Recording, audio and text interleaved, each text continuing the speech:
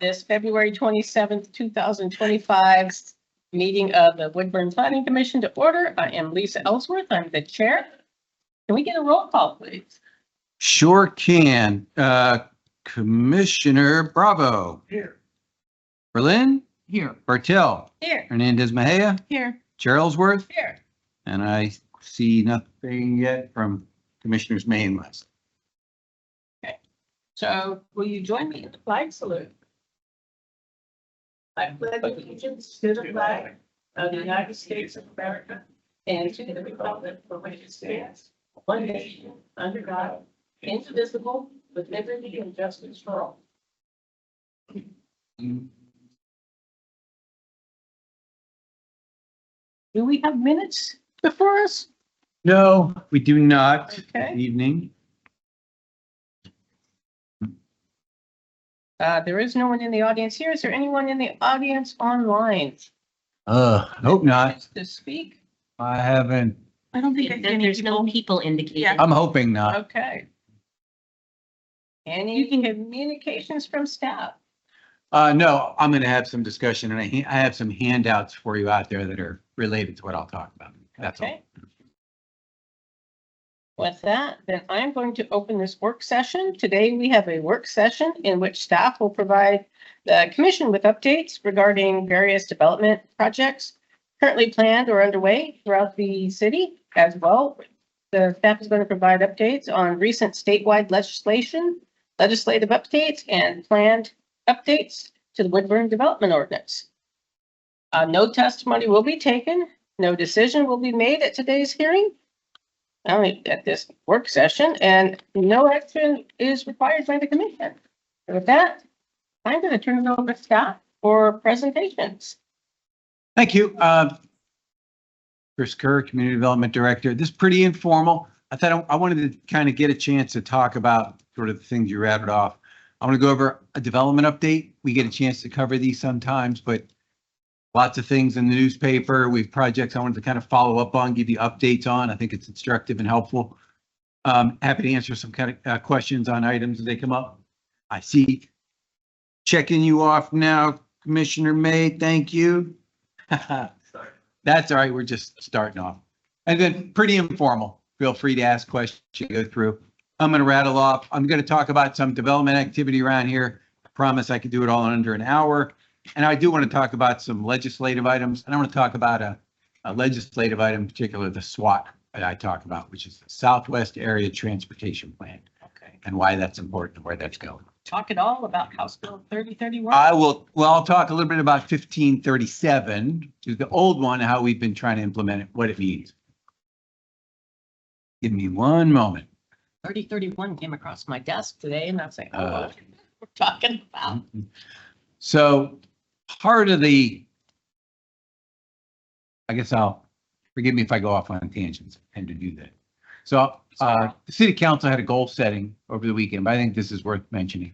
And staff came in, gave a presentation on what each department's up to, things that are important, et cetera. They have not formalized what their exact goals are and their sort of their priorities and what kind of actions they're going to take, but I'm happy to give you kind of a quick summary. It's going to be pretty close to what I talked about. The big goals are moving forward with the community center project down the road. What's that's going to look like. In fact, we signed a contract for Opsis, who's the architect who's been working on it. I don't remember the number of what it's going to be to get moving on that right away. Essentially, the city's going to have $20 million to spend, right? Which is what we'd always had because the bond measure failed. So it's essentially being scaled down to a $20 million community center and what that entails. Basically the same pool area, and it's all the other elements that they're trying to enhance and upgrade community center. Community areas, kitchen, these kinds of things. I'm not the expert in the community center, but that's a big goal for the city. Coming in this coming year, like we're moving very quickly on it. And we're going to go out for a contract for a CMGC project manager to run the project. All good ideas. Other high priorities for the council are moving ahead with the Young Street property. That's the property that you all approved about 18 months ago for apartments. The city purchased it with urban renewal money. And the goal is to flip that to an affordable home builder and get some affordable housing built in there. What those details look like, who would it be, what kind of agreement would we have, et cetera. Those aren't determined yet, but that's going to be a priority, and they're going to move on that quickly this summer and try to get something going, starting this spring probably. That money's been spent. We've closed on that property. Not sure of the details, but that's the goal. The goal is to make that happen and get it going this year. A lot of different ways they could go. Some of the other goals are we're moving ahead with the UGB, quick update, the urban growth boundary expansion in the southwest corner of town was approved by the Marion County Board of County Commissioners yesterday morning. That was their second reading. There's a lot of process involved in these things. Involves the state, the county, the city, and all kinds of other players. All good news. We have not had any objections raised to it. I'm confident that next month, the city will have on a city council agenda the second reading of the ordinance to modify our urban growth boundary, bring that land in. And the next step beyond that is we send it to the state, where it's still going to take some time. So nothing's final yet, but DLCD, the Department of Land Conservation, Division of Land, Department of Land Conservation and Development has to go through it. And they send it up to LCDC, so there's another front end. But those are kind of those are sort of the big, broader goals for the city. They're also going to take on dealing with some traffic issues around town. They talked about a lot of strategies with the police department, with public works, the kind of things they can do. And this is basically, it's as much an issue of speeding as it is anything else. And some of it's kind of capacity and the other things they can do. They have lots of different options, but the council has been hearing this a lot from the community members, and they want to make that a priority. So I expect in the next 30 days or so, they'll probably adopt some formal goals publicly, say these are the sort of final ones we have. And ultimately that gives staff their walking papers on things to make sure that are priorities and make sure our budget's, set for those goals. We don't go off in different directions. On the development side, I went through my update, which is what I'm going to start with here. And of course, it can be a little head spinning, right? It's like there's a lot going on in the city. And I tell them the number one goal of my department might sound kind of small and short-sighted, but it's staying on top of all of this development and making sure that it's done right, meeting all the requirements, we're getting things done appropriately. It is a challenge. I actually think our staff has been doing a really good job of it. In fact, next year, as part of the budget, we're going to be adding a building inspector position to the department. It's absolutely necessary. And as I tell everybody, whenever I talk about the building fund, the building fund isn't part of the general fund. It's not part of your taxes. It's a separate fund, and a fund in the budget is just like a bucket of money. That bucket of money is completely paid for by developers and builders. So the entire building fund, my entire building division, is paid for by developers as they come in. So short answer to that is when development dries up, those people are the first ones to get laid on. But when development's big and we're flowing, we need to sort of upscale and build it up. Just kind of in general. That's kind of the big picture. I'm gonna go over, again, I don't have a ton of slides. I'm just gonna talk, and I was looking for, happy to answer questions. I think I have a handout for you on the development activity map I have here. I have colored this, and I know it's not a perfect coloring. I'll get a cleaner GIS one, but I actually think it's easier to read this way.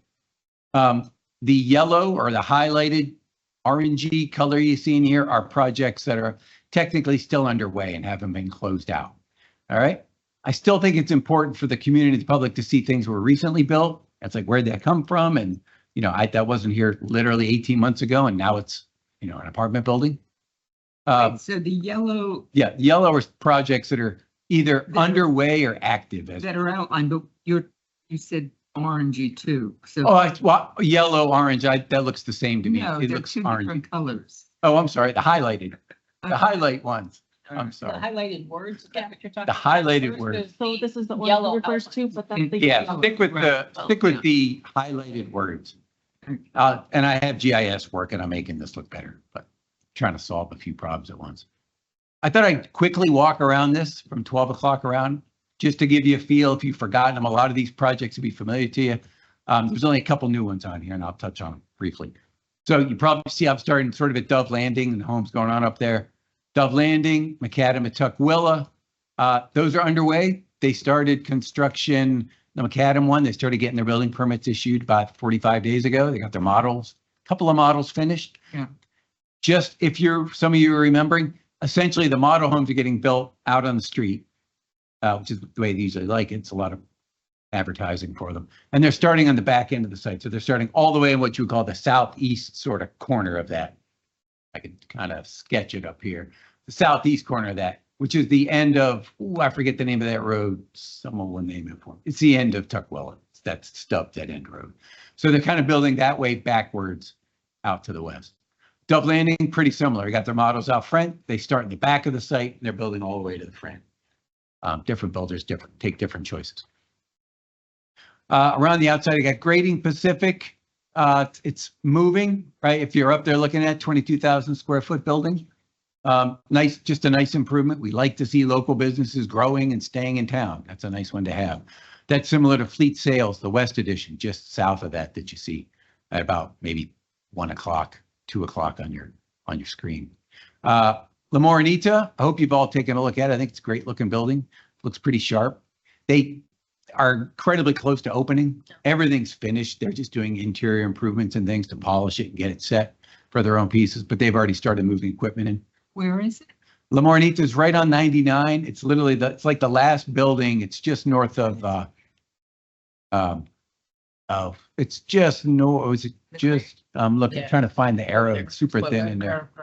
It's on the east side of 99 at the end of the city. Used to be an old appliance repair shop or something used to be in that building. That's a big. So yeah, it's the last thing out of town on the right. Kind of moving down US Market gas station, calling that to your attention on the east side. It's about 3 o'clock or so on there.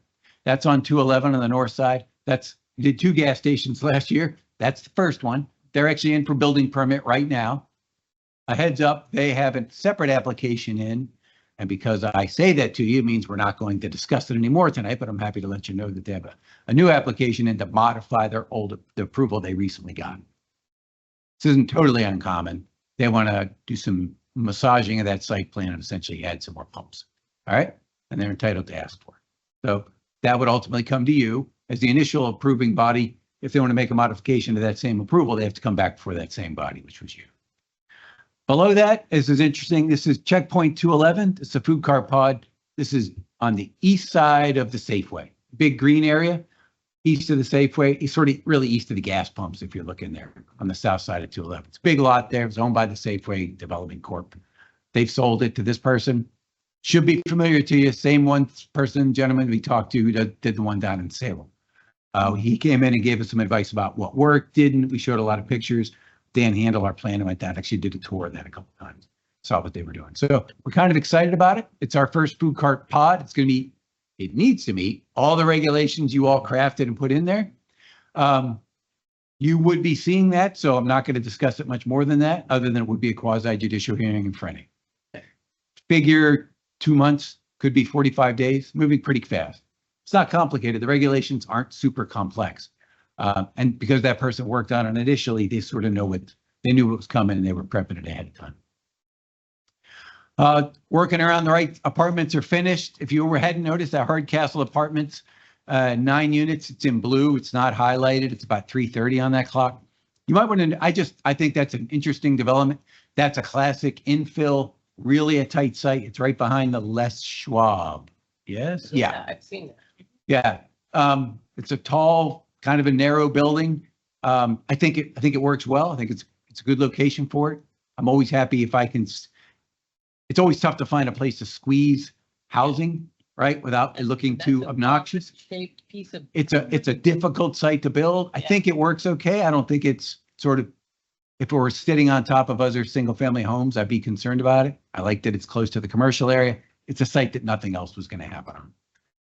And that's just my kind of opinion of those things. That's what I'm thinking of. It's just sort of sticks out. Yeah, it's like, and it's right, you can see it above the Right, Les Schwab yeah. behind. You can see the second floor or the third floor. Roll around Townsend Farms expansion. That's the one on Young Street. They're pretty much done. They're just trying to get it closed out. Glad to see them expand, get the things they needed to keep an existing business going. That's what they needed to have happen. Residential care facility. This is in a little bit to the left of the Townsend Farms. That's the downtown old City Hall building. Truth be told, I was actually very doubtful that the old City Hall building and that this developer was going to make that work. It is tough to make reuse of older buildings. In any case, this was an old city hall building. It was also administration building. It was also a fire station.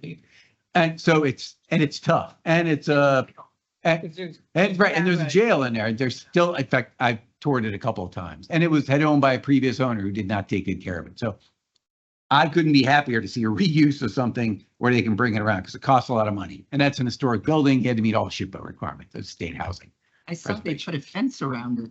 They did. It's very unusual looking. Yes. very. This is where the old people are going to walk around and not wander outside. So locked in. Yeah, well, I think that's the idea. So it is. I don't really love that fence, but anyhow, I was glad to see them put some money into that. And if you don't know, when I first started here, that building we had vagrants in there and they were threatening to burn. Well, they were burning it. There were fires in there. We had all kinds of issues. Happy to see that happen with that building. And if we can get a care facility for old folks, that's even better. Right in the center, Cobalt Commerce Way Industrial. You'll remember this is on the east side. This is just east of the railroad tracks, the big vacant property north of like Wilbur Ellis. It's a big lot. It's been commercial for a long time. They just came in and dropped off their building permits.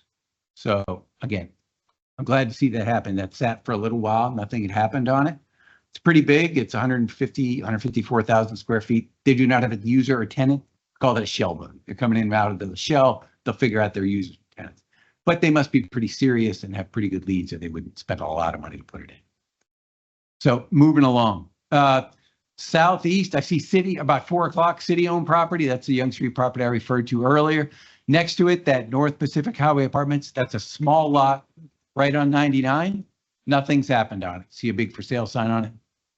Nothing's happened. Wouldn't surprise if that expired and didn't go anywhere. Sometimes that happens. Moving to the south, I'm going to call your attention to because we're getting into where there's going to be a lot of activity going on in the next 2 years. So Mill Creek Meadows, if you go all the way to the bottom of Brown Street, right to the very terminus of it, where they have the mobile home park on the left, it's unfinished. There would be no reason to get down there unless you were lost, to be honest with you. This is the Icon property. They're finishing this with this 95 unit subdivision. They're going to be taking advantage of some middle housing provisions. As you recall, middle housing means they're going to be putting townhomes, maybe some triplexes in there, maybe adjusting some lots to essentially, you're going to notice I stopped calling these subdivisions and these approvals homes, and I started calling them lots.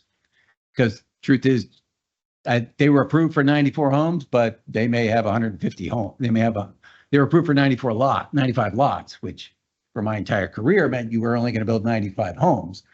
Now it means it could be a lot more. That's the middle housing changes that have happened. And I know that they're going to be doing some of that. One nice element of that project is it's hard to visualize. I'm going to try to show, can you see my arrow up on the screen? So I'm cutting that property in half. This is where the city's future South Arterial will be running. And I'm going to talk about that in a second. The dream is for an arterial to essentially belt the southern half of the city and move traffic as much as we can from 99 out to Butteville Road and parts around. Not dissimilar from the way 214 kind of moves a lot of traffic east to west. That's the goal. It's been the city's goal since 1968 in our TSP. You can find that South Arterial. It hasn't happened because we haven't grown to the south. So that Brown Street is putting it right smack in the middle of their subdivision. I had them craft out an extra large arterial, and they're building it through the center of theirs. If you keep looking to the east, that's the bottom half of Boone's Crossing.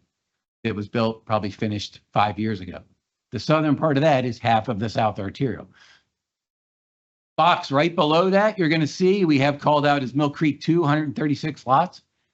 You're going to see that in about, I think you see that next month, 4 weeks. You're going to get that approval in front of you. Pretty big subdivision. It's south of Boone's Crossing. That project is going to build their half of the arterial. Boone's has already built the other half of the arterial. So I know it's not a finished product, but this is just the way development happens, or we get roads built. We'll have the arterial complete when those subdivisions are done between Brown Street, almost over to Boone's Ferry Road. Again, one small segment, but this is the way they tend to work. Again, that Mill Creek 2, you see, you're going to get that application in front of you in about 2 weeks. I'm sorry, 4 weeks. They're getting close. Boone's Crossing, 94 homes. Nothing's happened on that. FYI, this is that odd rectangular That's or triangular piece. It's been quiet. However, the park's moving forward. In fact, Jesse Cuomo, I'm sure you know this. That park, does it have a name? Is it getting a different name or just Boone's? They're talking about naming it, but yeah, Yeah, there's a naming process. Anyway, so we got that as, that was a dedication of 3 acres park down there. Small community park. It's going to look great. It's got a lot of kind of neat features, undulation to the grass in there, fence around the outside. I think it ties in nicely with the park. It's got a nice neighborhood park feel. City's working on that. I know they're doing that this year. I almost thought I saw it for sale. So It's the property next to it. It's Yeah. the 94 units is for sale. We're keeping on. Smith Creek, right smack in the middle of the aerial, says 716 and there's 120 multifamily. I got to tell you, I think that's going to be done this fall, like done. You see the last stages of that being done on the south side. I think Smith Creek is finally going to be getting finished. And where this is where there's a lot of development activity going on here. Aside from that 136 lot subdivision I just pointed to, if you're looking to the west, all the way in the south, about 7 o'clock on there, you got, I still call it Lowry Estates. That is a better name. 68 homes. That one is under construction. It's right next to Settlemyre Park. Actually, it has a nice connection into, I'm sorry, Settlemyre, pardon me, it's Centennial Park. Ties into it. I like the connection that we managed to get in there, and they made improvements within our park to like pave it and make some improvements in there to save us some money. yeah, it connects right to the walkway that. Yeah, that goes around. And then they finished the paving because they used to run in there and the gravel was just like 4 inches of water. And again, you all know this, but there is this longer term this path that wraps all the way through the middle of town, connects to Smith or Mill Creek, ultimately goes all the way to the north. There's a long-term plan. We just pick it up in segments as we go. Just as an appreciation to the Planning Commission, you all work hard to make sure that happens when development comes in.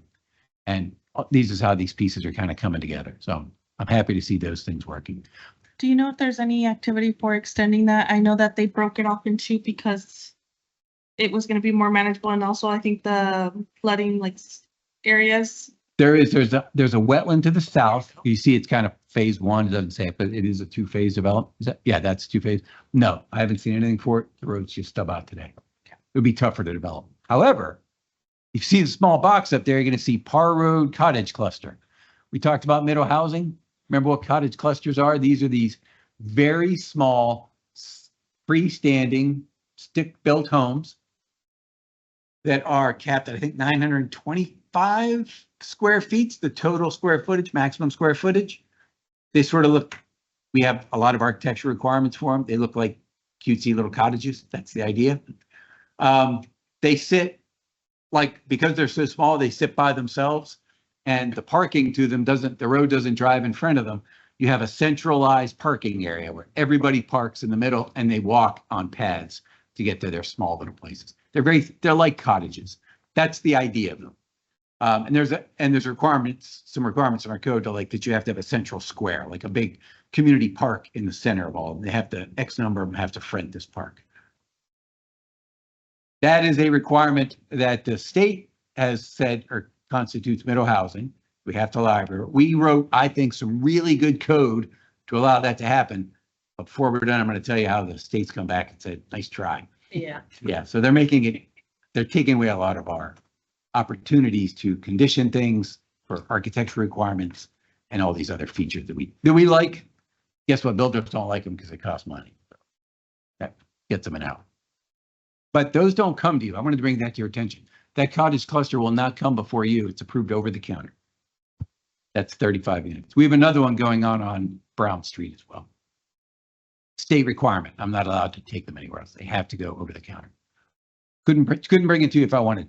Brighton Point, 219 homes. This is right at the southeast corner of Parr and the new Evergreen.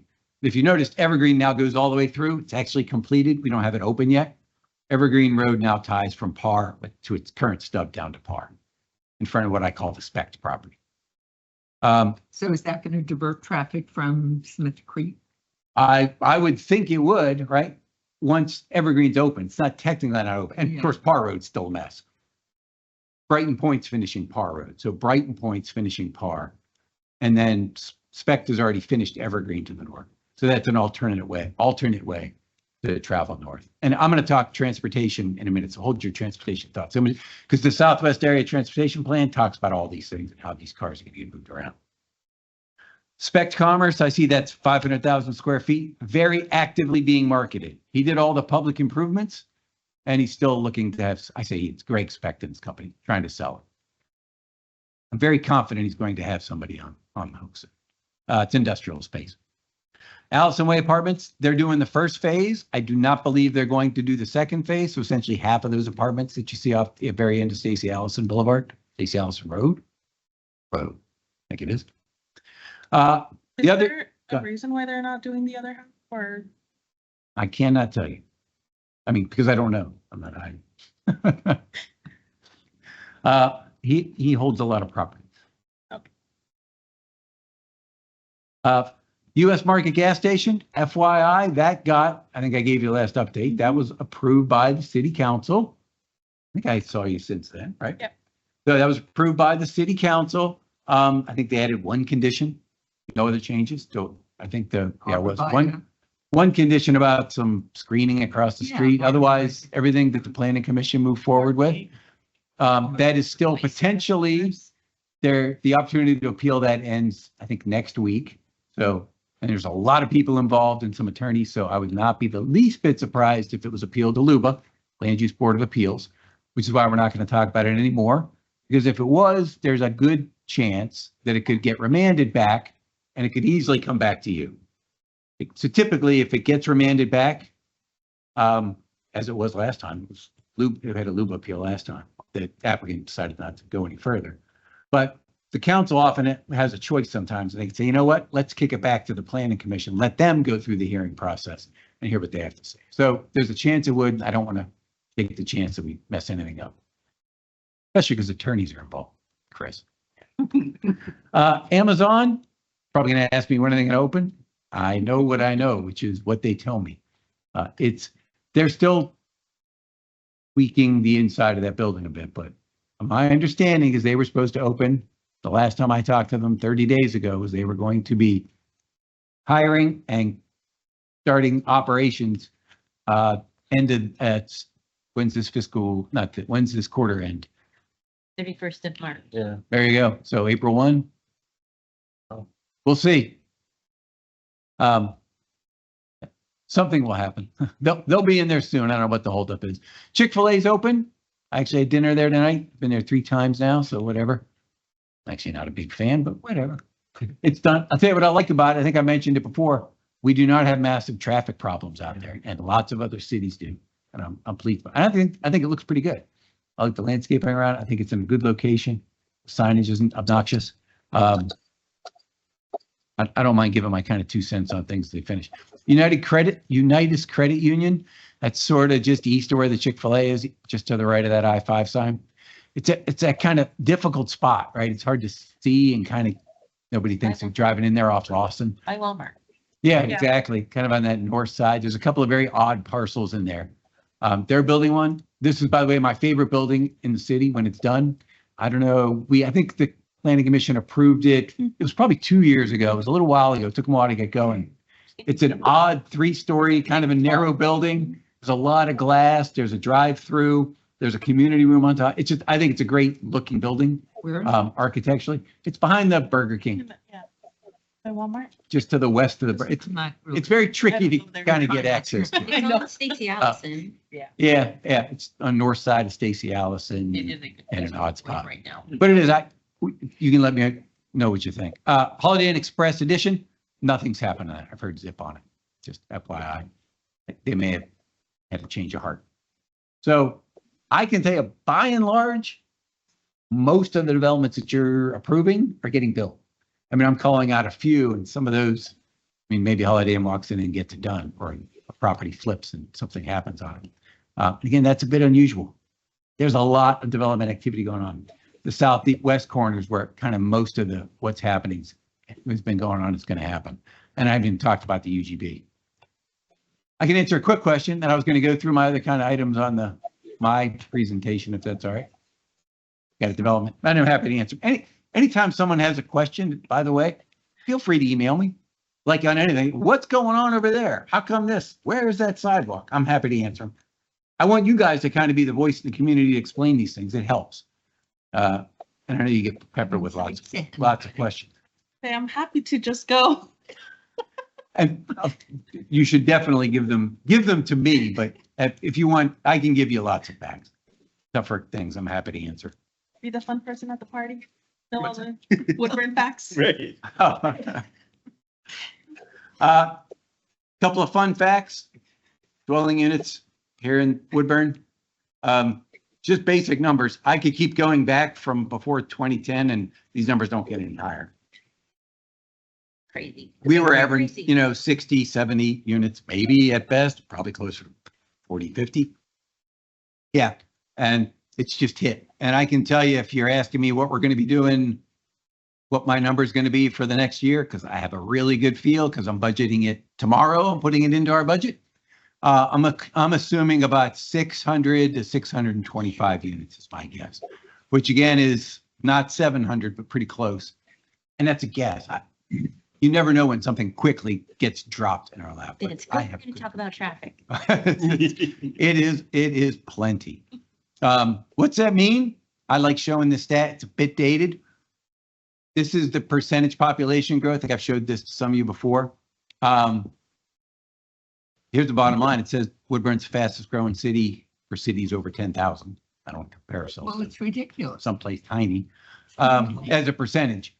And yeah, what was that between 22 or 23 and 4? Probably a little bit less, but not much. It is. We're growing fast. I can say in a knock on wood positive way, the growth that's happening is growing where it's supposed to be happening. I think since I've been here, there've been like 2 rezonings of property. That's kind of crazy. So the development that's happening on properties is happening in places that were zoned for multifamily, that are zoned for commercial, that are zoned for industrial, that are zoned for single family. Now, the odd components to that are middle housings kind of blowing up your single family housing and our opportunities to put exactions on it, et cetera. That's out of our control. The other one is we saw a plethora of multifamily housing and apartments getting built about 5 years ago on commercial properties, which was not designed and anticipated in our zoning code. So I don't know if you know, we went in, made a quick change. You might remember, those of you who were here, made a quick fix to our code to take away that opportunity. Now, of course, the state pushes back now, and it would not surprise me if a year from now they took that away from us as well. So, Do you think this growth has improved the quality of life here? I do. Are you I really kidding? do. There's still not a decent restaurant in this town. I mean, Where do those food carts are done? What? Where do those food carts from? Oh. 15 of them out there. Here, Trapala. Wherever you think. I hope so. I can tell you it's going generally as planned, right? Now, you can say, well, we should have planned for more, I don't know what it'll be. I think we need more industrial, we need more jobs. That's what the UGB component will give us. I think if you're going to have it, that's the right place to put it, right? I want it over by I-5 where these big trucking companies and these users aren't driving all the way through town, as close as I can get them to a freeway so we can reap the benefits of the jobs and we can reap the benefits of the taxes without the negative externalities. That sounds pretty good to me. Is the housing perfect? Again, this is just me. Only my opinion. It's far from perfect. I like that we have a variety of housing here. I do not want to see just single family homes get built on 8,000 square foot lots, and that's the only thing that happens. I like that I've got golf course housing getting built in town, which is upscale on a golf course. On the opposite side of the street, I've got pretty packed in tight townhomes, but they're also fee simple homes that someone can buy, right? If you want to buy a new home and own the land, someone's got to build that land and buy it and put it up a new structure. That's not going to be sold for $200,000. That's not a thing. right? You're going to have to buy into the house that's been here for a long time and might be run down if you want to own your own house with a lot. And I think as long as you have this constantly changing, I've got townhomes, I've got fourplexes, I've got single family homes, I've got rental apartments. I think the best thing you can do as a community is provide all those options and choices. And then hopefully things fill in, right? And if there's a crazy demand for more upscale single family housing, someone will pull the plug. In that Brown Street development that we saw, we'll put those lots together and he'll put up 10,000, he'll put homes on 10,000 square foot lots. So in general, I like that. I think that's the best thing you can do. I think if I were to design it, I would not. I can't tell you in 40 years whether or not we're going to need more single family homes or apartments.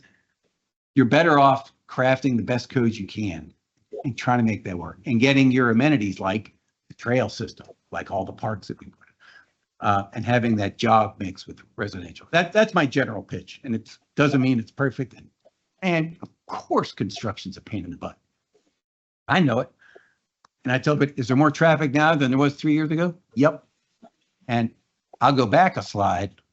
If I could ask someone who lived here in, say, 2018, has traffic gotten worse in the past 10 years? Yeah. Even though there was no housing getting built, they would tell you, you bet it's gotten worse. If I had every year, traffic gets worse.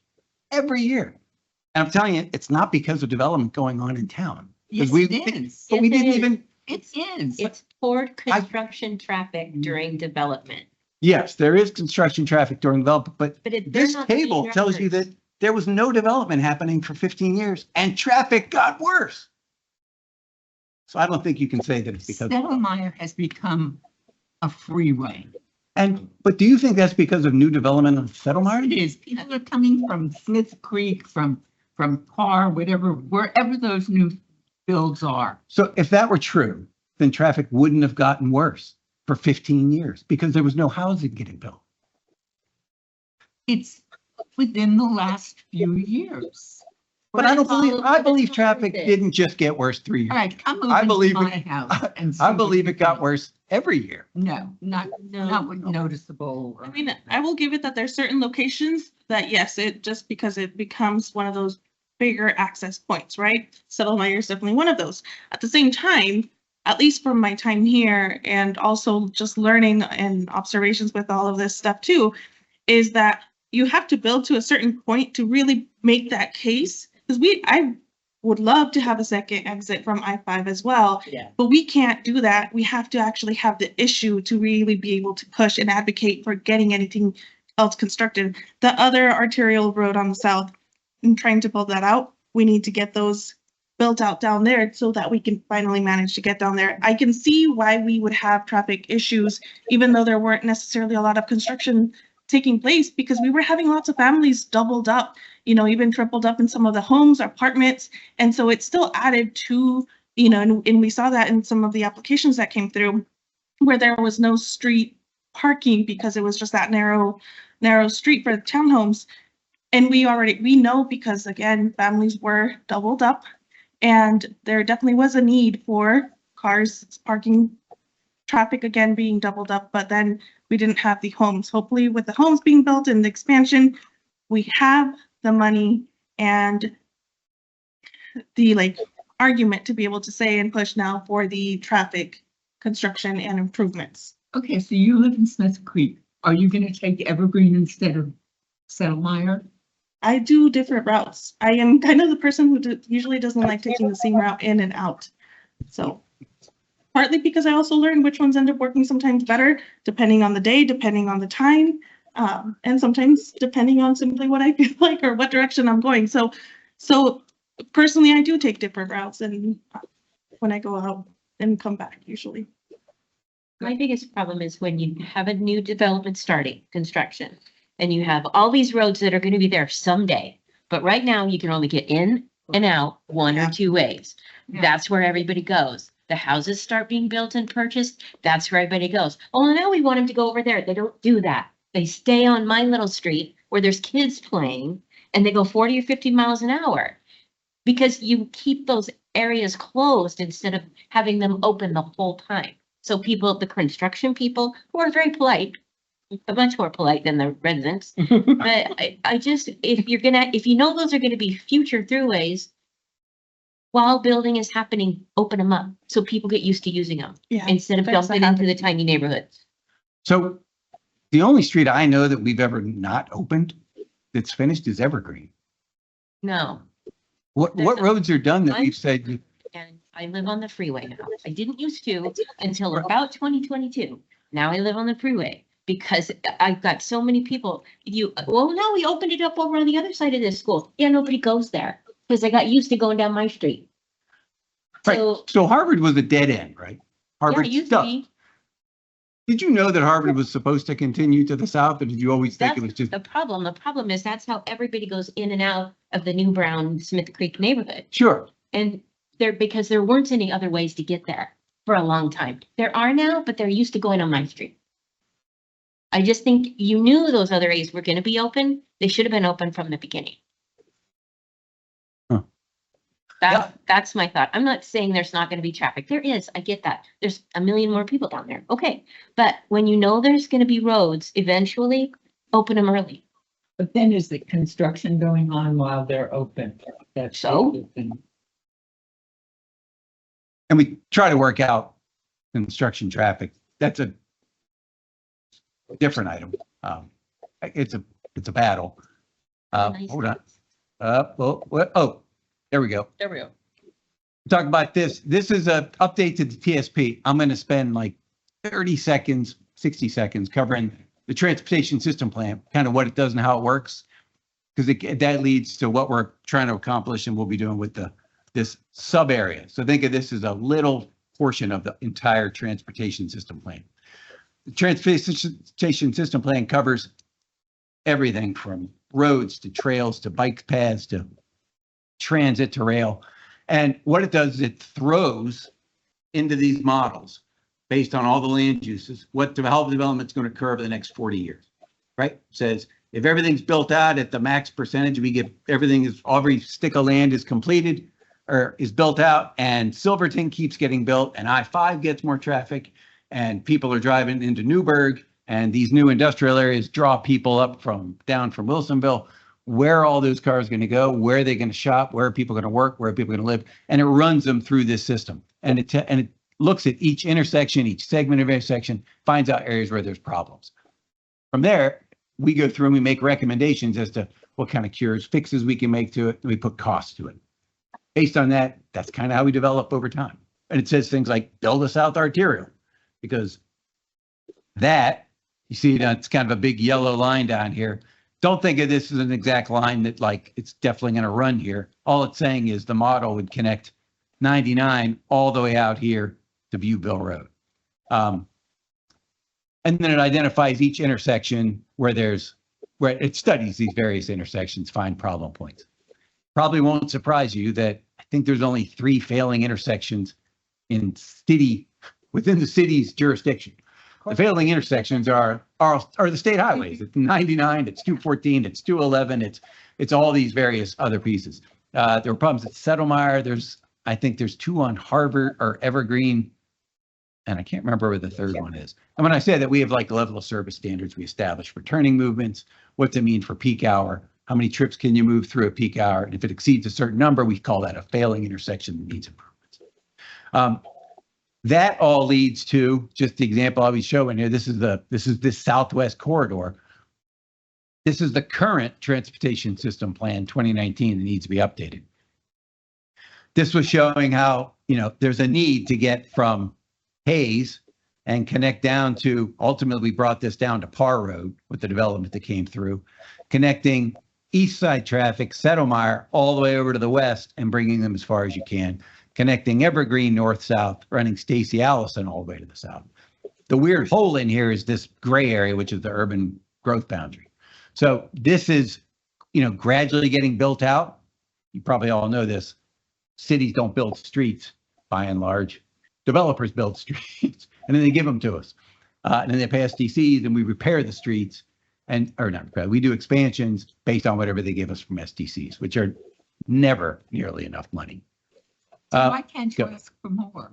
if it's not enough? Well, that's a good, so I'm going to talk SDCs in a minute, and Oh. I actually I'll give a quick summary on SDCs. I would love to charge $1 billion for them. Yeah. Of course, then no one can afford to live here and everyone would be broke. But Perfect. there's another reason why that doesn't work. So that was, I want to point out one element of this. So if you look at, say, R20, this is an extension and a road extension in our TSP. We got about 200 different projects in it. And it describes it. What is it? It's a Ben Brown extension. This would be a new road because there used to be a farm when this was done. And the requirement was to extend it between these two areas as an access street, which is why it's a little bit wider, carries more traffic. That's what it's designed for. This is the priority, a medium priority, and that's the estimated cost at the time. So when I like saying this to you all because this is what I wind up having to work with developers on is that improvement is critically important for the city for the next 80 years. We need that segment finished to make that overall system work. If I cut it off, it pushes all that traffic someplace else through someone's neighborhood, clogs up different intersections. The model kind of blows up. So when Smith comes in, we have them complete that extension and the other ones. They committed, Kirksey and the other ones to the north and south. They come in, they put it in for their money, and they put in that extension that goes through as part of their project. That's a little speed table thing that's on that side. And then they give it to the city. I say that because everyone seems to think that the city builds roads. Maybe you all don't, but keep spreading the word. We don't build roads. Like it's really, really rare that we build streets. Developers build the streets when they build their projects, and then they give them to us. So one of these questions is, why don't we solve these problems or extend these roads? Because we very, very seldom build streets. Because it's really expensive. And who the hell would build a street that leads to nowhere or just like alleviates a little bit of traffic? You wouldn't want to pay for a new street to get built on the east side of town. Not you, but like Joe Public wouldn't want that. They want the developer to pay for it. That's the goal. Let development pay for itself. So taxpayers don't have to carry that burden. And what's This is a that- big way to do it. What's that in lieu of that they do, you So- know? Yeah, so they pay money in lieu of if they're not doing a sidewalk or something Yeah. like that. But Because is it the right amount? so we get a certified cost estimate for what it costs. Then we add about 20% because it costs us a lot more to build it, 30% or something like that. Now, good news is that's building up a pot of money for us because all that development's a good thing. And we do have some money. I'm going to talk about some improvements the city's looking at. This is just, if you were curious, all the improvements in our TSP are worth $130 million. That was 2019. It's probably $170 million now. The city doesn't have anywhere near this much money, and we're not going to be building those improvements. But those are the improvements that have to happen. So what we do is we take the most important ones, we put them on a list called the financially constrained list. That list becomes a capital improvement list. We say, these are the most important capital projects we need, whether it's improvements to Hayes or a new light at Settlemyre that went in, right? Those are critical. We're going to spend that money on. I'll talk about where that money comes from. Very little of it comes from taxes. The vast majority of it comes from SDC money that we collect from development. So if development's not happening, none of those road improvements will happen because no developer is going to build it because they're not there and you don't have any SDCs for it. Does it pay for it all by itself? I'd love to tell you it pays for it all, but there's a cap on how much we can charge in SDC. They're extremely tightly regulated. So when we have an SDC, we just changed our SDC methodology, which is reviewed and approved by the state. They're very state. There are OARs specific about exactly how cities can charge SDC. And we get them for parks, we get them for streets, we get them for storm, we get them for sewer, we get them for impervious surface areas. We take this CIP list that says these are the projects that have to happen. Now I have this separate list for parks, storm, streets, every water line in the city, every sewer line, how much it's going to cost to improve the water treatment plant, where do we need a well? These are long lists. Again, there's like 200 projects in each one. We prioritize them. We say which ones we have to have happen. And the ones that are on this we need to have happen get included in the SDC methodology. So we can't just charge $1 billion in SDCs. and say, everybody pays $1 billion. If you don't like it, leave town, right? The law, state law says you can't do that. We are required, which is why we actually have to go hire an outside consultant to do it, because it's way above my pay grade and everyone else's here, is we have to take that list. We go through and we figure out what percentage of that is for an expansion, more capacity, making a pipe bigger. I can't repair. None of this money can go to repairs. Don't ever forget that, because that's where your tax money has to go to. You need to fix all these 80-year-old pipes and old streets and curbs and sidewalks and all the things that go with it. So we are required by law to go through this really restrictive methodology that says, if it costs X amount of money for all those road improvements, and you're expecting this many people to come in, what percentage of those new people are adding to the capacity? It's a weird way to say that you can't make them fix your problems, right? I can't charge you $1 million to fix it. The law says, and you're all familiar with my analysis that we do all the time, it says, if you're adding 20 homes, that's probably, I don't know, whatever it is, 10, that's probably 200 trips a day, and it's probably 4 peak hour trips. So I can charge them enough for 4 trips on that system that might carry 450 peak hour trips. So I take that 4 and I say, great, there's 450 trips there. You're adding 4. I can't charge them any more than what it costs to expand essentially that roadway or that pipe by 4 more people. That's a very elementary way of describing it, but it's the reason I can't charge anymore. It's the reason there's a fixed number. Because home builders aren't stupid. They know that cities would just charge, make taxpayers would make builders pay for it all. So they can't. But Oh. I feel like before I was on the commission and learned more about how this all works, I've lived in my house since 2006, and they built Stacy Allison and wrapped it all the way around before there was anything but big fields there. That was finished. It was awesome to walk my dog, no traffic. It's fabulous. And then we built the apartments and stuff. So they put those throughways in first because they knew the other stuff would come. But Yep. then that stopped. And so then they're like, oh, we're going to put 500 houses here. Okay, well, we've got this throughway that's going to be here when you're done. Why did it flip? It feels like it flipped instead. Yeah, let me jump ahead because I'm going to show you exactly, because we're going to do work on Evergreen. Okay. And then we're going to pay for it the same way. So how do cities pay for these things? One way that we build things first is we need to borrow a whole bunch of money. So we use things like the urban renewal district, right, that we have downtown. So about a year ago, the city modified our urban, which is like if you know what tax increment financing is. So we take a district, it's basically our downtown with some wings that go around it. And we borrow money based on the taxes that are paid by those property owners in there. We take a portion of that money that they pay just in that district, and the city does improvements, public improvements like streets in that same district.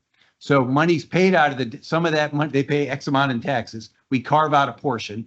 I can talk about how some other time. And we take that money and we reinvest it back into it. Right? Just in that district. That's how these streets were done, right down to all First Street and the rest of these. This big and massive improvement with the lights and the rest, it was all paid for with tax increment financing in our urban renewal district. We're going to talk for a second about how that works on Evergreen, because we expanded our urban renewal district for the sole purpose of putting improvements out on Evergreen. I mean, the city's going to build improvements on Evergreen using that same financing mechanism. We expanded the boundary out there to include it. So taxpayers only taxpayers in that district they're not paying extra money. We're just taking a portion of their tax dollar and reinvesting it only in that district. It's a good thing that cities can do. You have to be careful with it. I got a lot of opinions about urban renewal districts. I think we do a good job of it here. It's where things like the DARS committee gets their money and they kick money back in to see public investment happen. System development charges, they don't go to maintenance, repairs, replacements. That's not what it's for. It has to be for increasing capacity. That's why it's so limited. Again, we generally get about $5,000, maybe $6,000, I think, for about a single family home for transportation only. Overall, we charge about $22,000, $24,000 for a dwelling unit. That's extra money that we get for system development charges to pay for our parks and all these other improvements that we have. I always like to point out a fun fact that Prior to like 1980, if you bought a home, you didn't pay any system development charges. I just like to kind of point that out. Now it's like $24,000 for every new home. So when the government legislature is looking at ways to save money and cut back on affordability, one of the things they look at is, can we waive SDCs? How do we restrict SDCs getting charged? Can they defer SDCs, et cetera, et cetera? SDCs are a lot. That's a lot of money towards the cost of a house. It didn't exist not that long ago. In the southwest area, lots going on. So we have this TSP plan that seems like it's not old. It's 2019. It makes it ancient. It did not accommodate things like the new Amazon facility and a brand new roundabout, right? It was looking at some other improvement there. I don't remember what it was, but that increased lots of capacity. That roundabout was crazily what we call overbuilt. It's built with far more capacity than it needed. Believe me, Amazon built that roundabout, and hard to describe. If that were another developer, they wouldn't build a roundabout. I couldn't make them build a roundabout. They'd have to put in their frontage improvements, and they give me a fair share, and we'd be on the hook for the whatever $12 million of that roundabout. So, but they were in a hurry and wanted to get it done, so they just threw out the money, and they have a lot of cash. So elements like that have happened in town, out in this area, need to be included into this modeling. So I'm working right now with a transportation consultant to look at, let's feed the system again with all the new things that have happened out here, new improvements, go back into the background traffic. This won't surprise you. Most of the traffic that you see on 214 isn't Woodburn traffic. 499, it comes from outside our community. But tries I'd like to solve that problem. I can't solve that problem outside of tolls. So this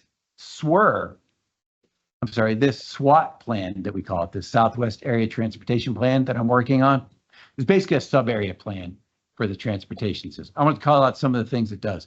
It's calling for changing the Stacey Allison into a truckway. One of the things that we want to do is, if we're going to be building a lot of industrial area down here, we want to push that industrial traffic off of Evergreen and push it onto what's basically a better road for trucks. This is sort of an access road next to I-5. It feels like it's more conducive to truck traffic. That means improvements. That means a lot of money. It means redoing the pavement. It means making it wider. It means changing the turning movements. It means making major fixes at Stacey Allison and Evergreen. So I have a little box up there for this means some kind of improvement, roundabout, light, something of that nature. That's where we're going to plug into the system, because that's what we want to see happen. We want Stacey Allison to continue all the way down, not just to Parr Road. We want it to go all the way down to this future arterial, which is this big red line. I don't know that that's exactly where it'll be. You don't have to pay attention to that, but that's what the model looks at. How would that alleviate traffic and make things better or worse? And then we have these are other, like, we need improvements in something at Evergreen Parr. We already have a plan for that. There's I think it's stop sign, four-way stop is the latest plan. Or it's a throughway for Evergreen and then stops for Parr, east and west. Essentially the west side of Evergreen at Parr. This is going to be less of a road for a lot of traffic to drive along and more of like, I think of it like a glorified driveway for these major industrial users who are going to be in here. These are huge industrial parks in here. So what did that intersection look like? That's what this SWAT plan is going to look like. And it's going to put prices on it and say, here's generally what it costs. And it's going to say, the model says this will help these elements, not help these elements. And here's ways to pay for it. And then when that's done, this is the kind of thing I'll come to you with in about, let's say 2 months, I'll probably bring it to you. We're still working on it. That's going to have another project list of here's projects, such as, I don't know, realigning Stacey Allison as a truck route. That's a priority. How much is it going to cost? And then we change all the truck routes so that all trucks have to take Stacey Allison.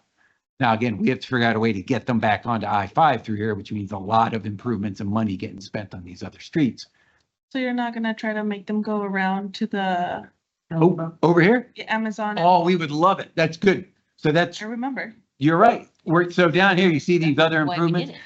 We have some short-term Parr improvements where it currently stubs. It's a horrible mess. We'll do some short-term safety improvements. The big answer is that needs to go away. Parr is frankly in the wrong location. So it may be a short stub road or some kind of local access, but it's not going to be a major road to get you to Butteville. Terrible idea. What it needs to have is a major intersection at the South Arterial that I highlighted on here and Butteville. Why? The goal is to move as much traffic as we can around the outside, not have them cutting through Smith onto Hayes, clogging up Evergreen, clogging up Stacy, clogging up Killian's and these other roads, and getting them this way. The only way to do it is to do big improvements at these other areas.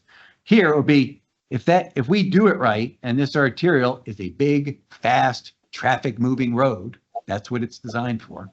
Not going to be tight, it's going to be big.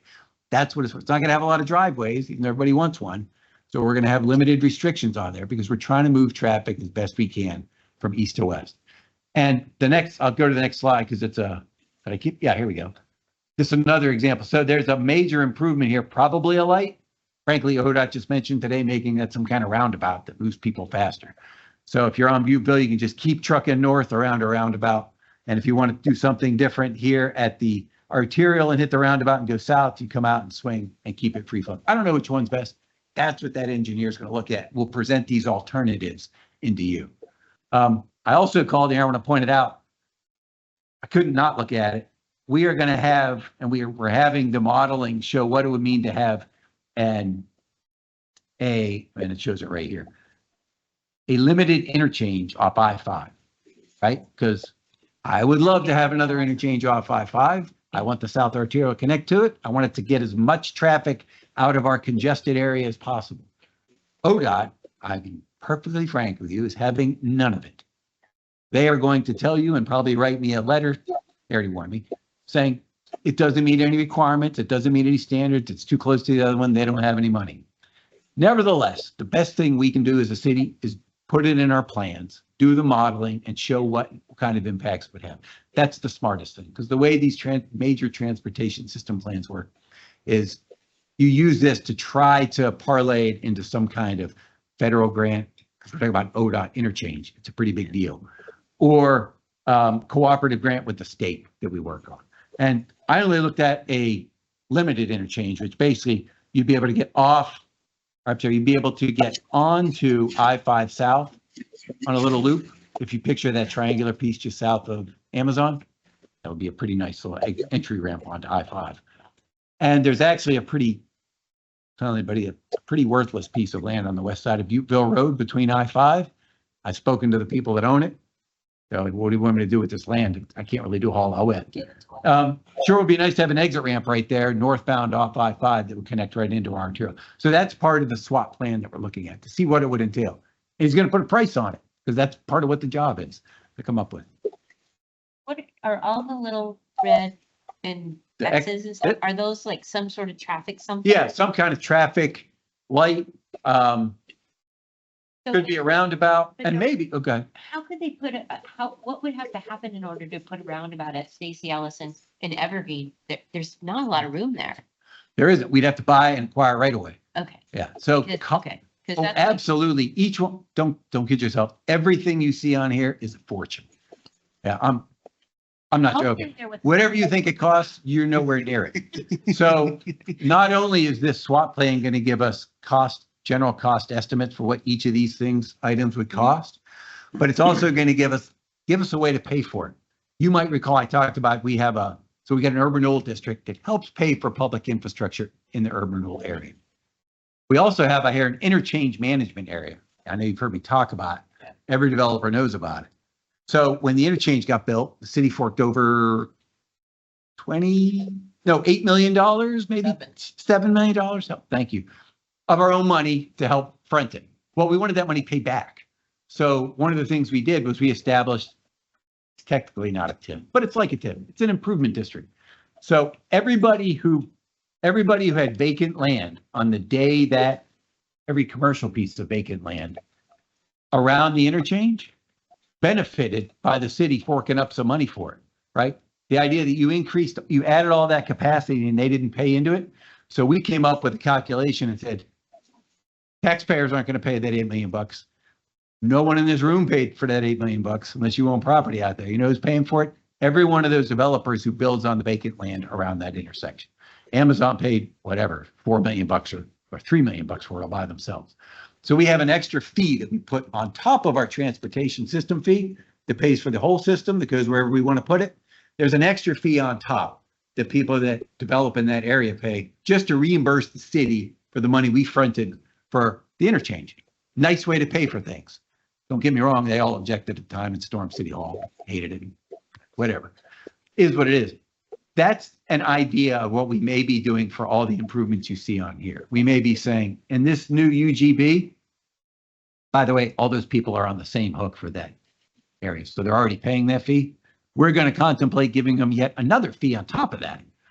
So that if the city has to do improvements on Evergreen for a roundabout or state or Hayes and Evergreen, which we're thinking about, seriously thinking about, as in, I think we're doing some preliminary planning for it right now.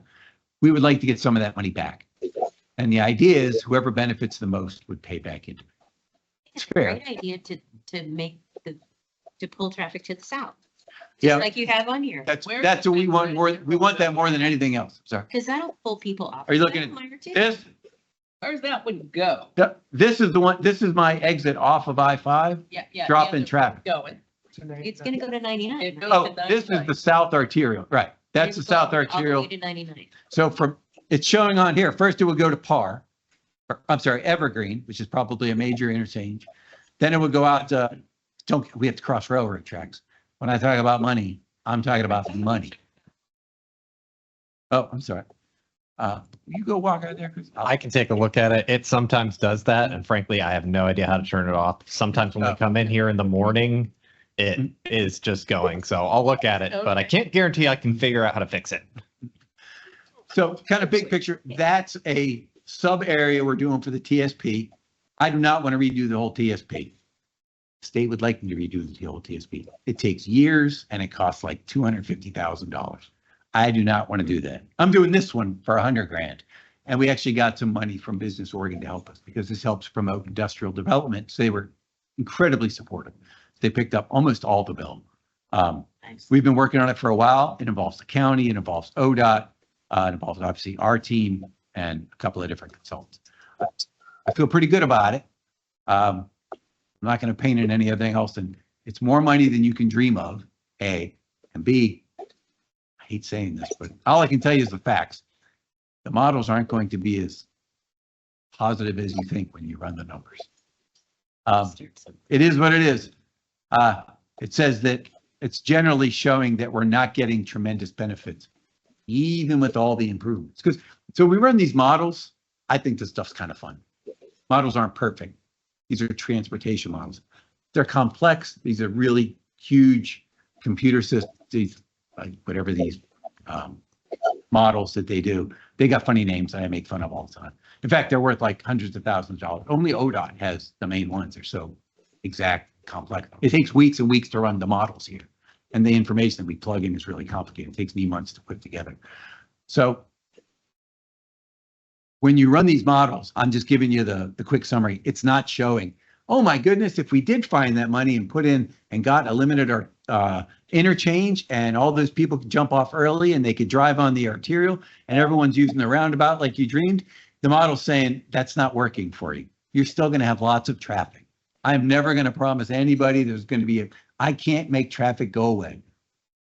I know maybe I'm alone saying traffic's always gotten worse. That's all right. That's just my opinion. If I had a way to fix it, I would. Someone's got a great suggestion. I'm listening. What I do is I make development pay every possible dime they can that I can legally get under the law, and I put it back into town. There's our city with sewers, and I feel like, I mean, it's pretty common at 7 or 8 or 5 o'clock at every city of our size to have traffic, but I mean, is there data that kind of paints a picture that we? I will have our consultant share some. I don't want to say it because you'll throw things at me. Well, and You don't have a problem at Woodburn. Well, that's what I know. I'm not saying that there's no problems at intersections. You go to Wilsonville at 5 o'clock and it's a mess. You go to, I mean. And that's just like. But the reason that's important to know is because when ODOT is saying who has traffic problems, they're like, okay, so 1 hour every day, you have a little bit of traffic trouble in Woodburn. I have like 8 hours of traffic and all these other, so to them, when I say Woodburn doesn't, to ODOT, there's not an enormous traffic congestion, safety problem on their highways to to our town. I mean, that's just a fact. Whether you agree or disagree, and that makes it really hard to get money out of ODOT to do improvements. Can we get funding from Travel Oregon for any of the modeling? And the reason I'm asking is, good, bad, or indifferent, Woodburn has been #1 tourist attraction in the state for the past, I don't know, 10 years. Yeah, sure it does. Outlet malls. So if we can draw local traffic, non-mall traffic away from the touristy area, then I mean, maybe they'd be willing to give you some cash for that. and that's why this is like a really good plan. That being Yeah. said, I don't necessarily trust the model. I actually think, one of you hinted this, when traffic's busy somewhere, I go a different way. All the time. I Every I day. went to Chick-fil-A for dinner before I got here. You know how I drove? Right here. I drove out Parr Road, right? I drove up to Butteville Road. I took the roundabout, and I think I got there in the exact same amount of time it would have taken me to drive out Settlemyre and drive out 214. Did the model say that? Maybe it wasn't totally true. Even if I took an extra 40 seconds, I loved it. It was a breeze. I didn't stop anywhere. It was nice. I kind of enjoyed it. I actually think that when you open these things up, you're going to get more people choose that choice than the models represent. That's Just my 2 cents. That's kind of where I was gonna go at. Is it that obviously models are already set up a certain way? And you had also commented earlier that a lot of people in traffic issues are people that aren't necessarily in town. They're kind of going through. Is 100%. it that it's trying to attribute that to, for example, the schools that are pretty close to the 214? Like what it, I'm going to have to ask them. I don't have all those answers. So I just saw the initial runs from the model. And I had conversations with ODOT, so I kind of know there's a broad summary that says those things. You know what? We're doing it anyway. It's the right thing to do, and I think it's the best improvements we have here. It hasn't changed my tune. I would love to if it said something else. Maybe it'll work in our benefit. It makes it easier for us to collect more money from development activity when they come in because they're showing these failing intersections. Transportation's brutal. Yeah. So, 99E at the south end of town. Yeah. At one point, the most dangerous intersection in Woodburn was the corner of Cleveland and 99. And that's one that has quite a few accidents. It's right before the railroad tracks. Long Brothers is here, and Yeah, 2 driveways right away. it's a, Shape. I drive it a lot. It's very dangerous. and if we're building the new apartments right there on the corner, we just did the Cleveland crossing. Yeah. Talking about the low moderate income housing right there, and then another one right there at Young Street. So I remember sitting on a committee for the 25-year plan, maybe 20 years ago. And we were talking about that Young Street, Cleveland as a gateway, as one of the gateways to Woodburn. Have we moved anywhere near including that? Where is that on our traffic plan? That plan still exists. I can't remember what it's called. I think it's called the Gateway Plan or something like that. I don't have a zoning map in here. And it showed the. Yeah, there's- Way. Yeah, there's an idea for some kind of an archway to come in off Young, essentially is where that came from. Yeah. And I don't know this for a fact. I'm guessing, I think it showed a light for Cleveland and there wasn't a light at Young, and Young was going to be something a little more kind of. Yeah, there was a new a urban light at if you Young, wanted to there was have no light Young. at Cleveland. And they were concerned about the proximity of the railroad tracks and a light there. Right, because it's a crazy, hard to solve problem. Right. I but don't it's remember, I still- don't remember that answer for that particular Yeah. problem. It's still a pretty dicey intersection. Yeah, Cleveland's terrible. Yeah. I agree. And I suspect so are you familiar with the Wish Camper project? I call it the Wish Camper project. It's not listed on here. If you look on your activity map, you'll see the words. If you look about 4 o'clock, 5 o'clock, it says Aware Food Bank. Yeah. The words Aware. If you look just to the north of that, it's kind of hard to visualize this, but you'll see the Hermanson Pond. Yeah, So just east of Hermanson Pond is a Mhm. big property right there. yeah. That property is being actively pursued for development. It's, if you can look it up here, it's right here. Okay. That's a big site. And it comes right in just south of Cleveland. Cleveland comes in right here. That property's here, and they're going to be dropping a lot of traffic here. And I'll let the cat out of the bag. One element of this development when it comes in is to complete a connection for all these people that live in here who currently all drive up and feed up into Cleveland and come out here and make their right-hand turn. So this will make me the least popular person in Woodburn, but our transportation system plan says, you know what one of the problems you have at Cleveland and 99 is? You make all these people funnel up to the north and crowd onto Cleveland and then go out to 99, which just makes it worse. And both directions on Cleveland. So the answer to that is to have an out, as you were mentioning. That out is right here. There's a stub road just south of Hermanson. That is a street.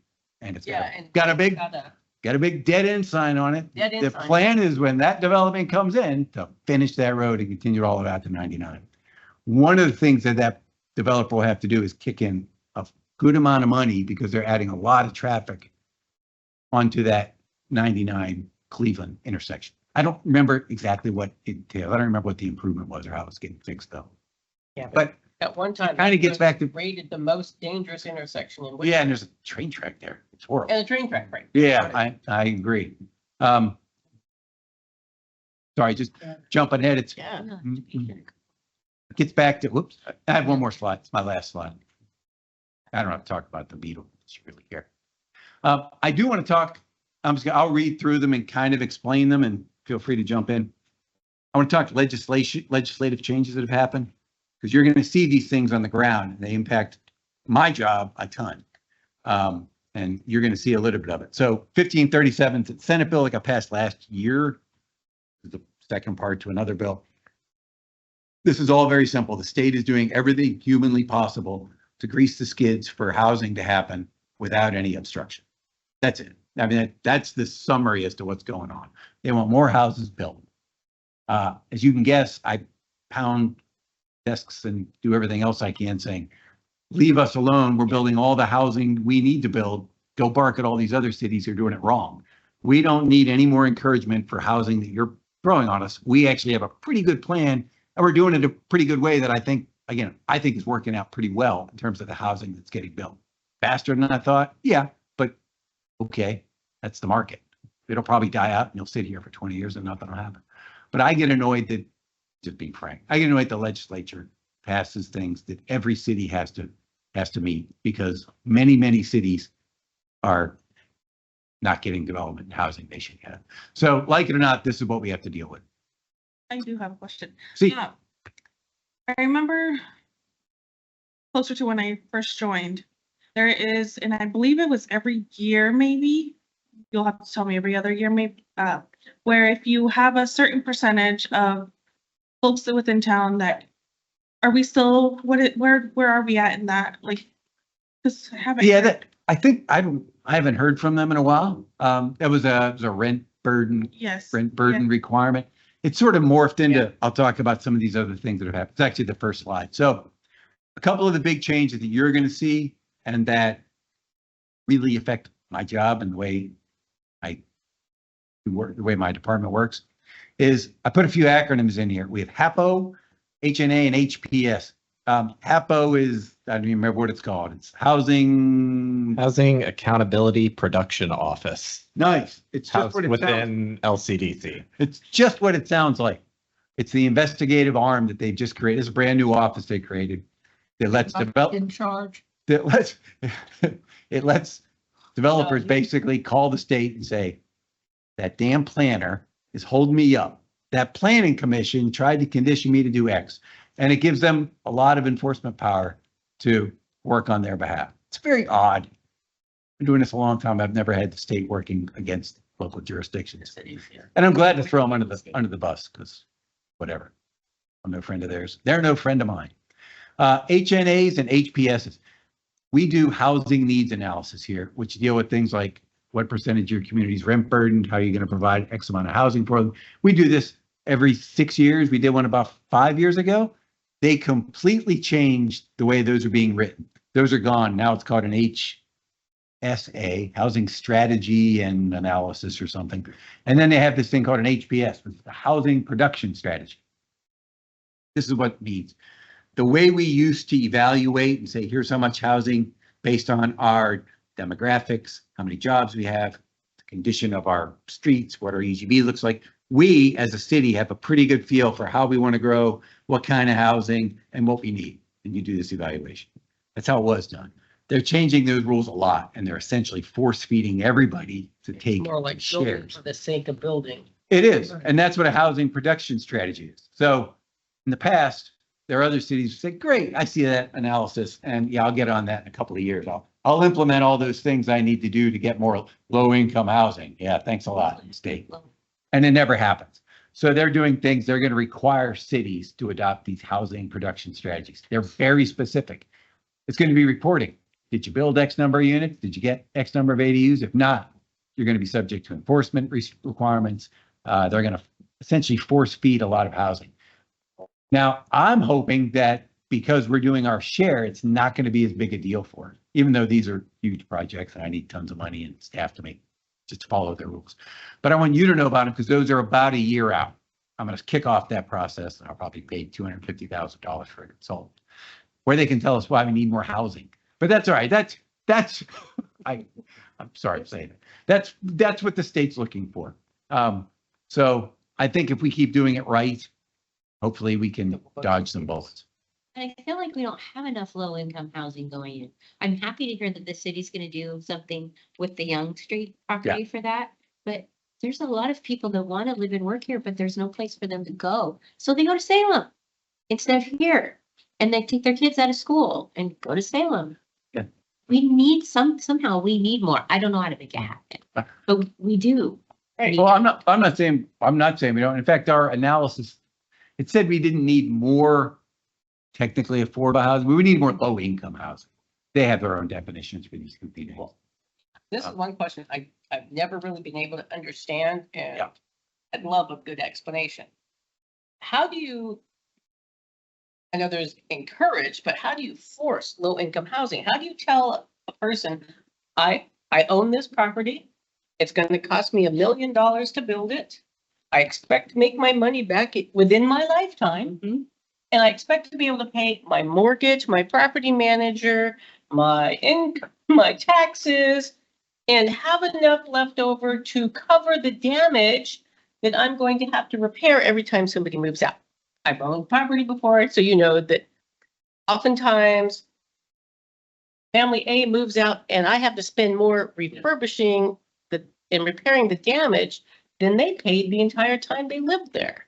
How do I tell somebody you have to build housing at a loss?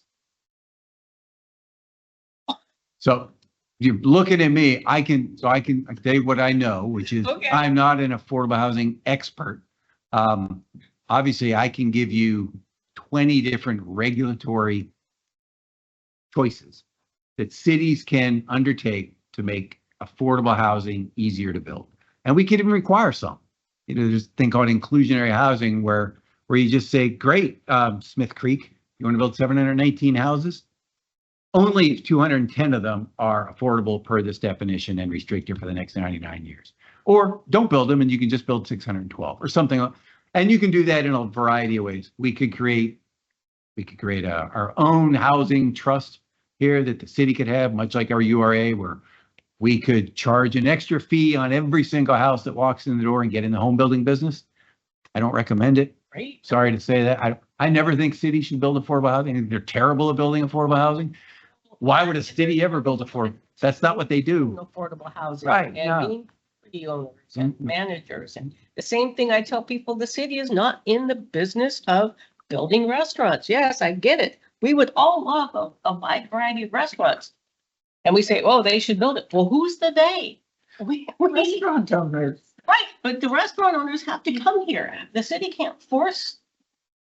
There needs to be some incentives and how policies and goes are. Yeah, and so, and there's more, like, there's a lot of things of that nature we can do. And again, I don't want to say that more housing always leads to more supply, which leads to lowering the price. By and large, that's true. I'm not going to say that it isn't. If we Right. weren't building any housing around here, I can assure you housing prices would be Would go through the roof. So building more housing and allowing for more housing and more density is generally a good idea. Other people here, I'm looking at you, could talk about the finances of how to make it work with low income housing tax credits and all these other fun things. Those I'm not familiar with. Oh, no, time limits. So those end up having time limits, usually 30 years, for example. Yeah, And it's having to then know, this is where like the organizations knowing how to braid those finances. And even then, I know right now, one of the issues with affordable housing is that preservation, just like you said, the maintenance on it required to be able to keep that up. right. It's been a concern for sure. It's, yeah. You know, and I understand the difference between low income housing and affordable housing. Affordable housing is a much broader target, right? But forcing, you have to find people who are altruistic to offset the cost, to bring housing down, to be low income housing. And then making that not only affordable, but livable. Well, You know, just go back east to Chicago and things and Where they we have talked rent about the control. They projects. figured it out, good, bad, or indifferent. And I'm not saying you're wrong. No. I'm not saying, I just feel like I wish I knew that we were doing more to try and figure it out. It's hard, seriously hard. I'm happy to sit down and talk and, Yeah. you know, I am, Mm. but I see good people moving out because there's nowhere for them to live and I don't like that. And then some of the people that move in are very nice. So you know, like, I guess we always have to deal with that. I just wish it were easier for families to have a nice place to live. When they're working hard, they're doing everything they can, but there's just nowhere for them to afford to live. Maybe it's subsidies that we get in grants or something like, maybe not right now, we can't get anything, but maybe that's the answer longer term, is we find some place to help subsidize that. That includes for maintenance and things like that. And maybe all that's being done and I just don't know about it. I don't know. they're all potential, you know, short answer is, I love that the city purchased that piece of property and said, I think that's look, awesome. don't kid yourself. This is literally taking a loss. The city is, we're just gonna, it's gonna drop $1.2 million because it's an investment in our community to address the lack of housing. Good. I mean, And they're good for us. benefit to a That- nonprofit. It is, right? organization. We're not gonna build, you don't want me to build housing. Good grief. Well, what about the one on 214? It's kept beautifully. I'm on Sarah. Sarah. You know Yeah, what I said? That's a Yeah. nonprofit. yeah, I mean, that's Yeah, it's beautifully beautiful. kept. The one on. Yeah, on, The one right across the street's the same, the Yeah. Esperanza Center. They Yeah. have- We've yeah. got, so, in fact, just as an aside, You have to find yeah, and people. and we have county housing. I have some county housing authority projects here in town. We've one that's coming in. But again, that's public housing, right? That's paid for with taxpayer dollars. Which I guess is fine. Nobody really wants that, right? You wish the market could make it happen. Could bear it. It just seems to me a little unrealistic to tell the city who is not in the market of building houses to make sure more houses get built of this type. There's like, well, we can offer some incentives and things, but Well, the state's feeling the same thing, as I'm looking at my chart. So these are the things that they're doing to saying cities, it's here, these regulatory adjustments, I want to bring these to your attention. I think I might have touched on them briefly with you, but I want you to know about them because I think they're important. So the state specifically passed as a statute. I think they've written the rules. I'm not sure if the rules are done yet. And it allows not just low income housing, all housing, which is everything from a single family home to an apartment and everything in the middle, to get a maximum request from the city, a maximum of 10, what they call adjustments to this wide variety of code language, design requirements. As long as I wrote low threshold, provided they give me a statement saying it's going to make it cheaper for me to sell this house. I'm like, well, So they shit, can who look the hell like- can't do that? So I expect to see a lot of these. So for example, we have requirements, architectural requirements all over town for housing and everything else. They can get 10 of these. They just walk in and create a list and give me a letter and says, I'm not doing that because it adds more money to the cost of the home. Therefore, I'm making it cheaper to sell houses. They go to the next one. Windows, I don't need window treatments. I need to have X windows on that side of the building. Not anymore. I don't have to have it. What else? There's 3 and they keep going. Is there any burden? The burden of proof is I can read them to you. I won't get into it. It essentially, when I say it's a low bar, it is a very, very, very low bar. it essentially says, I'll read one of them. The application that they submit must state how at least one of the following criteria apply. There's a lot. I'm going to read two of them because they're the only, if I were a developer, these are the two I would use. You only need one. The adjustment, meaning I'm not putting in that architecture requirement. I'm not doing that new flat arched roof line. I'm not putting in whatever these things are. The adjustment makes housing development feasible when it otherwise would not be. Full stop. Criteria number 2.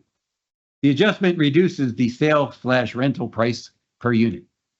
I won't read anymore because By $1. you only need one of them, so I don't know what wouldn't qualify for that. I didn't write these rules, but I want you to know I've got some coming in my door right now with people saying, here's what they're doing. They're saying the things that you approved that you thought were going to look a certain way, this is why I bring them to your attention, may not look that way. And the process for it is technically called a type 2 They review. say we're only gonna have one parking space for 2 apartments. Let me read a little further down. Did you know that you can waive a requirement for a porch, right? I think porches I think porches are really important. Like these are I don't have a lot of design things I care about. We make them put them in. Trust me, if we didn't, they wouldn't build them. They wouldn't put them on apartments. They wouldn't have them behind their units. They wouldn't have them in their front doors, etc. Why? Because they cost a little more money. That's all right. They can use that criteria I just gave you to say, I am not putting in a porch. So what is? And I have to say, okie doke. But what is the point of all of this if we have no say? You know, why are we even doing this? They come to you, you sign off. This is, I'm just telling you, this is what passed, and these rules just went into effect like this year's. Ah, Parking's one of them, thought I'd mention it to you. Parking, I don't know that they're gonna say I'm not gonna provide any parking, but they can walk in the door and say, I'm not providing any parking. Are they still allowing you Possibly. to comment for any of this stuff? No, this is finished Dang. It's finished. Yeah. a couple years ago. Public Yes, comments. there are some limitations. It's not full everything, and I list a few. Like if you want to have a setback requirement, you can't really reduce it like up to 10% for some of these other things. Open space requirements, you can't reduce them completely, but there's a percentage. Some are completely waived, some aren't, some complications. You frankly have no say in it. You're not going to see them. I'm going to see them. It's still an application that I get. I just told you the criteria they got to meet. I don't know how I don't approve them. And they're not appealable, except unless the applicant doesn't like my decision. The applicant can appeal them, but nobody else in the public can appeal. Just letting you know, they're greasing the skids to make things easier to go through. And that's the intent. I'm sorry, what did I miss, Chris? I was just gonna say, if it seems a little kind of roughshod and thrown together, this came through during the short legislative session. Yeah. So, True, I forgot. it's basically a month, right? That they put together the bills at 3. Yeah, it's, weeks.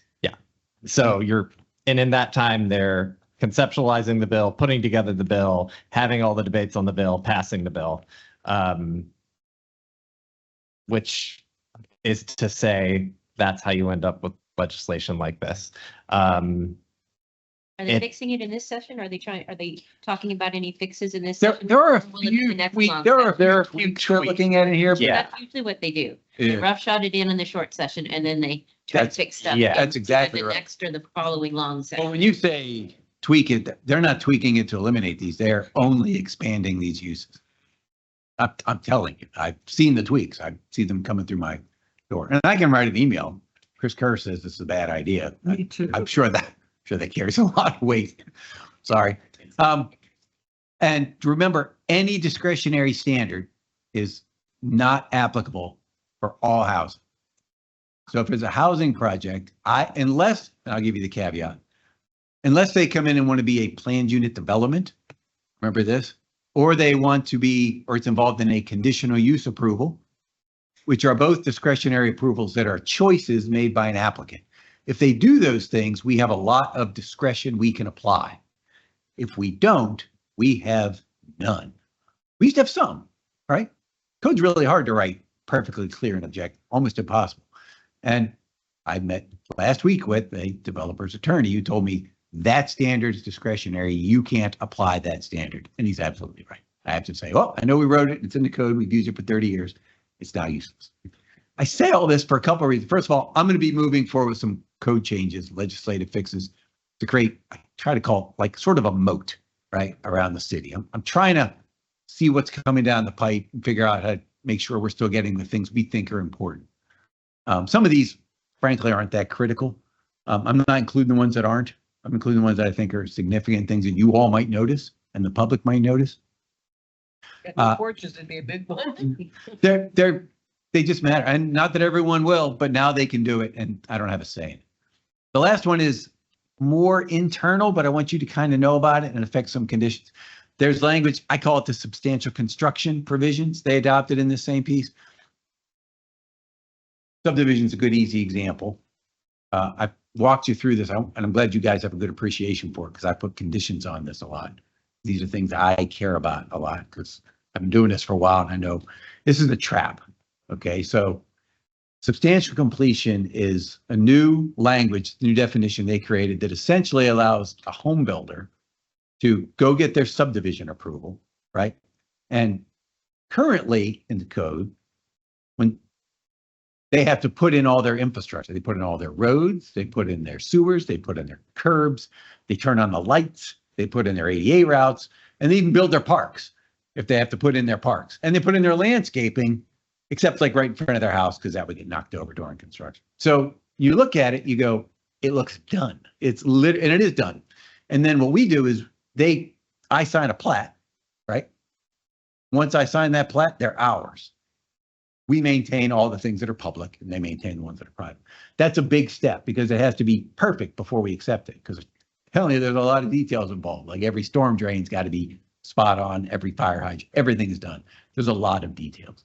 Developers hate this, of course, because they can't sell a lot until I sign a plat, right? So they're not making any money and they don't have any building permits getting rolled. They're just sitting there waiting for their engineer to get his stuff together to get this thing finished and me to wave a magic wand.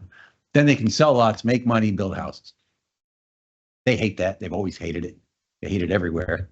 So they pushed and got a new provision required that says we have to accept a bond for those improvements. I'll give you an example. We have one going on right now. It says we're bonding all the improvements. I think it's $2.5 million, and we have to accept that bond. That means that it looks like a big kind of grassy area today, and I've taken a bond. Now it takes a long time to get there, and there's a lot of back and forth on what goes in it and how we estimate the cost, blah, blah, blah. And they write us a big check. And if you're a big home builder, you know, $2 million bond's not a lot of money if you're a national home builder. They just get it out of another drawer and give it to us. Once they have that bond in place, they have to do what's called some minimal improvements to the site. They have to put down sort of called a first lift of pavement, which is not pavement, but it's like a path, right? So it's the sub base. They have to put in things like street signs. They have to get their fire hydrants hooked up and running. They have to have some water, sewer. And once those are done, these like 7 items, they give me a letter that says I'm substantially complete. I'm going to get building permits tomorrow, and I have to give them to them once we go out and confirm that those minimal improvements are done. What that means is you're going to see developments happening that look very incomplete with houses going up all over them because they can do that now. And what it does is it pushes those final improvements, which is where the rubber meets the road. I don't usually have a problem with fire hydrants. Nobody tries to. I would never allow a home to go up without a fire hydrant up. So these are bare minimum. So these improvements and houses are going to get built with these bare improvements on, and they punt to the end, which is what we call CO. You hear me talk about a lot. You get a lot of conditions. Your certificate of occupancy. So they go out, they're building their house, they're getting their inspections. The last magic document they get from the city is a certificate of occupancy. Can't emphasize enough how important that is. Because the day they get it, they never talk to me again. Something's wrong, something's not finished, something's illegal, something didn't happen. He tells me, pound sand. I got my certificate of occupancy. I don't need you anymore. Up till that day, they need me badly. So when I have offsite improvements I need, and they need to make me payments for other things, and I need traffic light, or I need crosswalks, or the school's got to put in whatever they need to do on the outside, right now, I tend to hold up as many things as I can at building permit. Because the last thing I ever want to have happen, and every developer wants to have happen, is to push everything to the final CO. Because trust me, it's a cluster pluck at the final day of CO when there's 40 homes that are getting CO'd, and I got people and families who have bought and closed on a house, and they're moving in because the developer said, it's going to be ready on Tuesday. I got news for you. You can't always trust them. And that guy shows up on Tuesday with his kids because he's already left. And he comes and he says, I'm ready to move in. And I say, I'm sorry, you're not ready yet. I can't let you move in. You know, is the house perfect? And I say, it is perfect, but they still owe me money. He's like, who owes you money? And I say, the developer. And he's like, wait a minute, the developer I bought from is this home builder. That's not even who owes me the money. Who owes me the money is the initial guy who built the subdivision together, who came before you. So I hate pushing things off to final CO. And this allows them to push off a lot of improvements to CO. This is kind of a pet issue with me. It bothers me because it's going to put me in a really hard position when I have to tell these families, no, sleep in your car. Right? Because they didn't put a garage door or whatever on the corner, or there's an ADE ramp that doesn't work a quarter of a mile away on the other side of the subdivision. But that's my only chance. Because I'm telling you, if you don't do it then, these developers don't come back nice and say, I said I'd come back and fix that for you. It doesn't work that way. So the biggest impact for you all is you may see developments going in earlier. And I've always written conditions. If things can get pushed to CO, I'm happy to. And there's some things we can. Commercial development's very different. Those are easier to put it at a final certificate of occupancy. Individual homes aren't that way. It's a terrible idea. And you all have actually been really good. In fact, only with the school district do you typically like let them punt things to the end because you want to be nice to the school district. And I wind up giving temporary COs to the school district for like 2 years afterwards because they never do the stuff they're going to do. But anyway, you're not going to see those conditions as much anymore because I can't apply them, if that makes sense. Sorry, it's a subtle thing, but it's really important in my world. Can you kind of mention that in the staff report we get? Because I really rely on what you guys say. Oh, and why? interpret Yeah. The way things are, you know, why you think this way and that way and how it's interpreted. There's a lot of information there and it's interesting, but I rely on the staff report to help me before the meeting interpret what I'm reading so I know what questions to ask and what might be coming up. And so if something's missing now, I might just assume that, it's not a big deal. It didn't happen. But if you can say, we can't, you know, we aren't considering this. That's a really good idea. You know, I'll tell you just a very quick aside, and I actually am done. I have 20 seconds after this. So Scott Derrickson, city manager, has a funny idea of his, which is not really so funny, which online with you're talking about. He's so frustrated with the kind of middle housing components is he thinks that as part of a notice that we send out for a new subdivision or something that gets built, you should write on there, by the way, it's 87 lots, but the state legislature will allow up to, I don't know, whatever you could put in quadplexes on there if the lots are big enough. So there might be 3 times as many homes here. We don't know. We can't stop it. And by the way, We can't make the roads bigger. I'll do you one more. And he would love to have written, because these are true. They don't like to call your state legislator, right? And I would love to apply more parking requirements on this, but I'm not allowed to by virtue of statute that says so. So don't complain to me. And he makes a good point. And the point is, I get frustrated with these things too, and I can't change them. And I really get upset about it. What bugs me the most is I honestly believe that this city is doing things the right way. I like the system that we've got going and the development that's been happening. I think we've been doing well with exactions, conditions, and the coordination that we do in terms of what's going on with developers. And I'm losing all those tools. I'm not going to have those abilities in the future. They're just getting gutted, and I feel bad about it.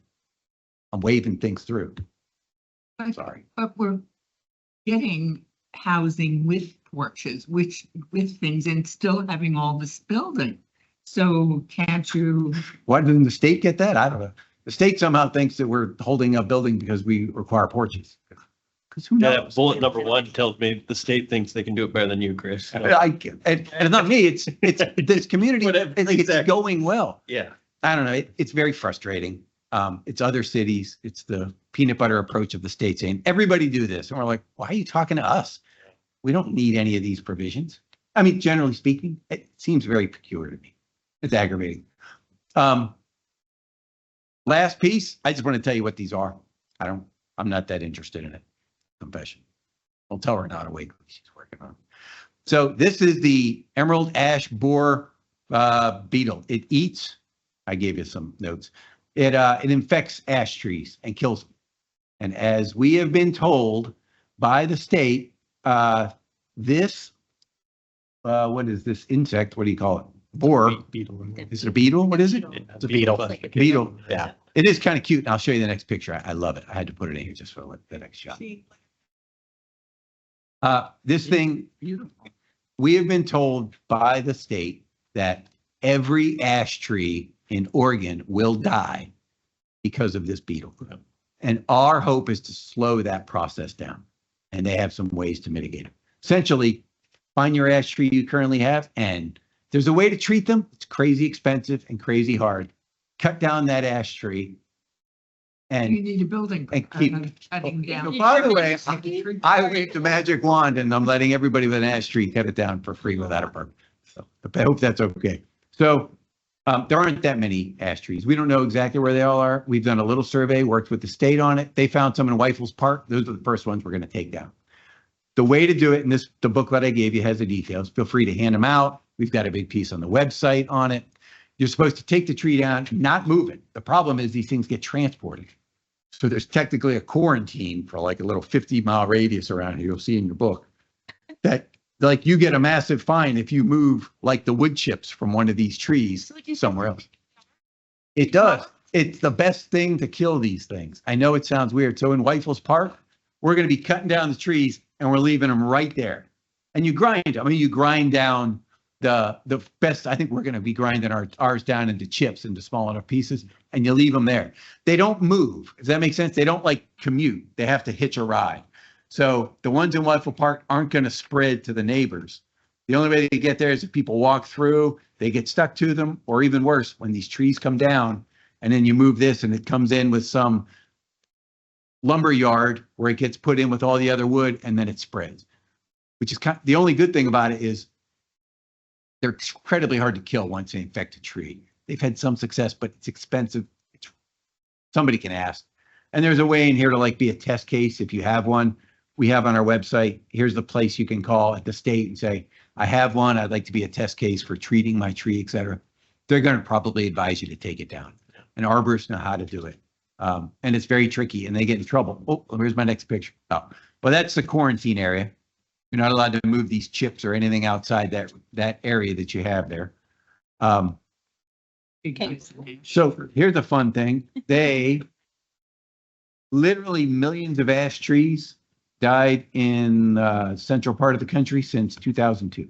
Yeah, they've taken out the Midwest, like a bunch of ash in the Midwest. Yeah. I think it's just unstoppable. I don't Same think. thing that was reported on, found earlier in Forest Grove and somewhere else. Yeah, in Forest Grove they are, but my brother-in-law lost his whole olive orchard because they'll attack olive trees because they're cousins to the ash. I'm sorry. Yeah, the trees, And- they're listed in here. Yeah, I'm just passing if up in you. Forest Grove. Yeah. If you think you have an infestation, you can call, there's a number, like an 866 invader number that you can call on here. You can go on, identify what an ash tree is. We're working with them to try to get a survey of all the ones in public parks. We don't really know or regulate what happens on private property. We can't walk on and determine these things. We found a couple downtown. See what happens with them. And there's no point waiting for them to be infected. You're better off just taking them down, which sounds terrible because no one's going to take down a perfectly healthy tree if you didn't have to. But that's the best thing you can do to kind of stop the spread, slow the spread. So are these outside of our tree things that we voted on? Yeah. Oh, This is the that, tree sizing. right, thing? that you have to install. Yeah, we would, they're not on our list of acceptable trees to put in. That makes sense. Well, they're but, not in a like, if I have prohibited one in list, my but- yard and it's this big around. You can take it down.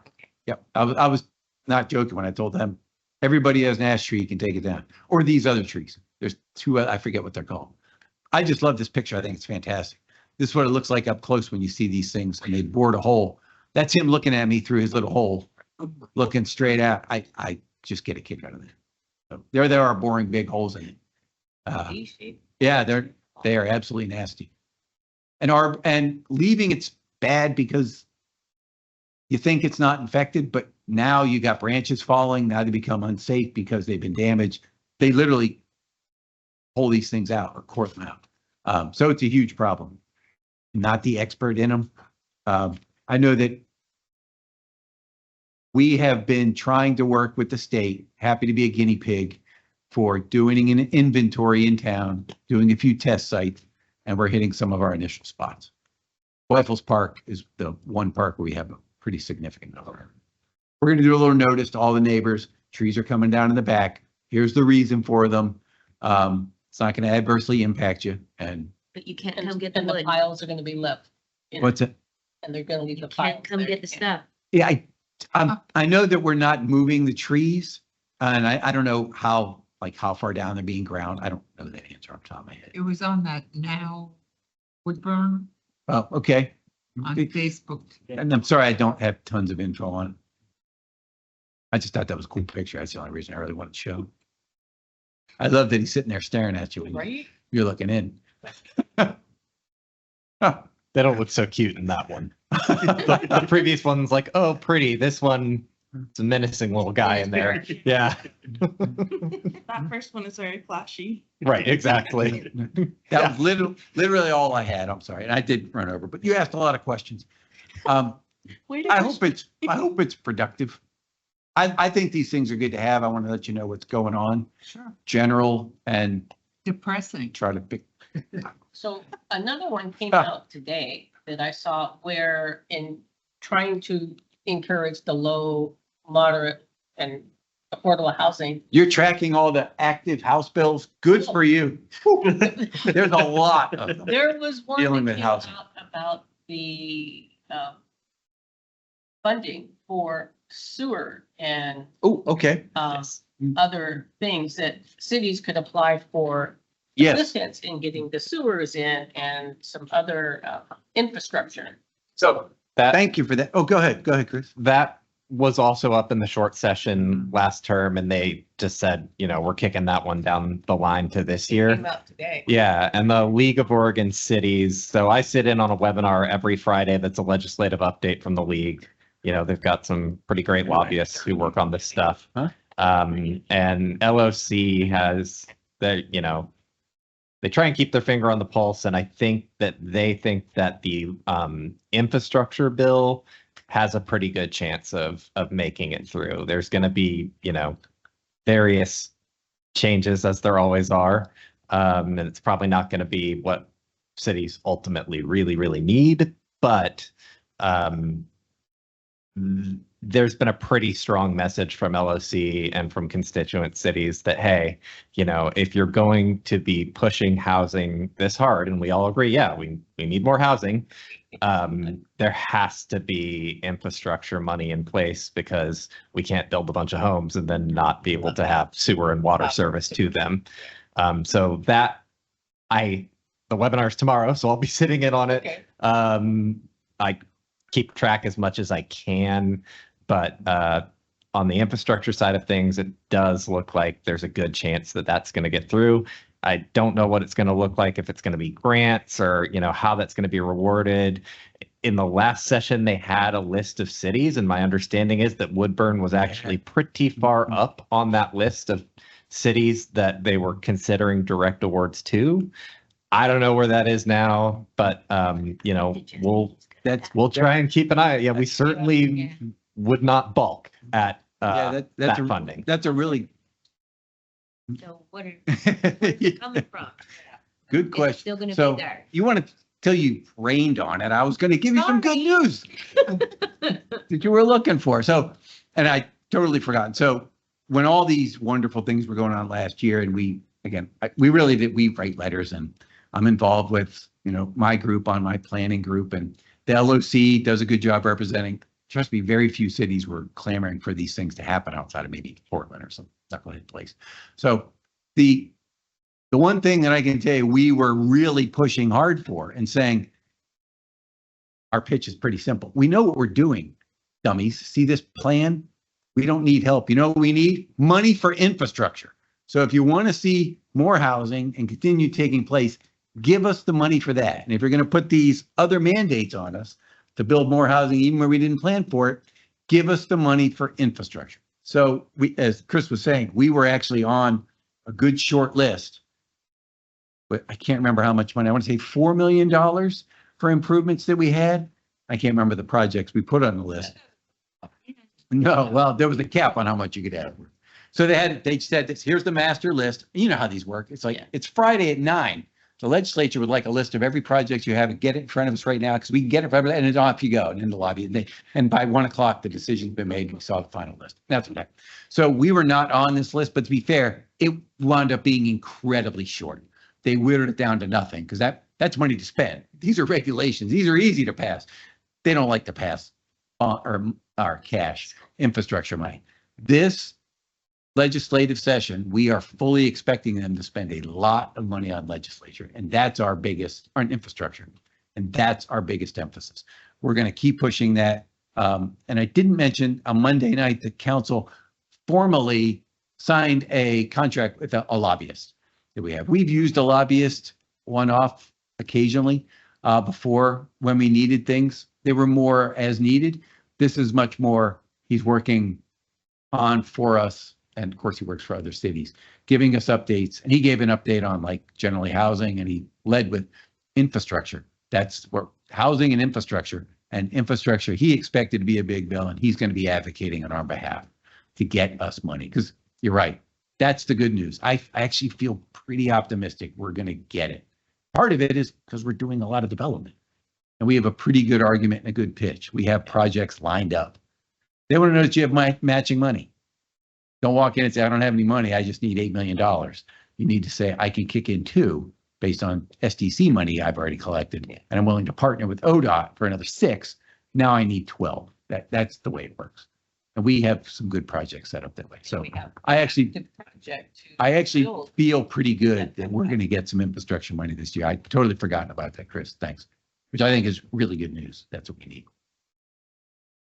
That was all I had.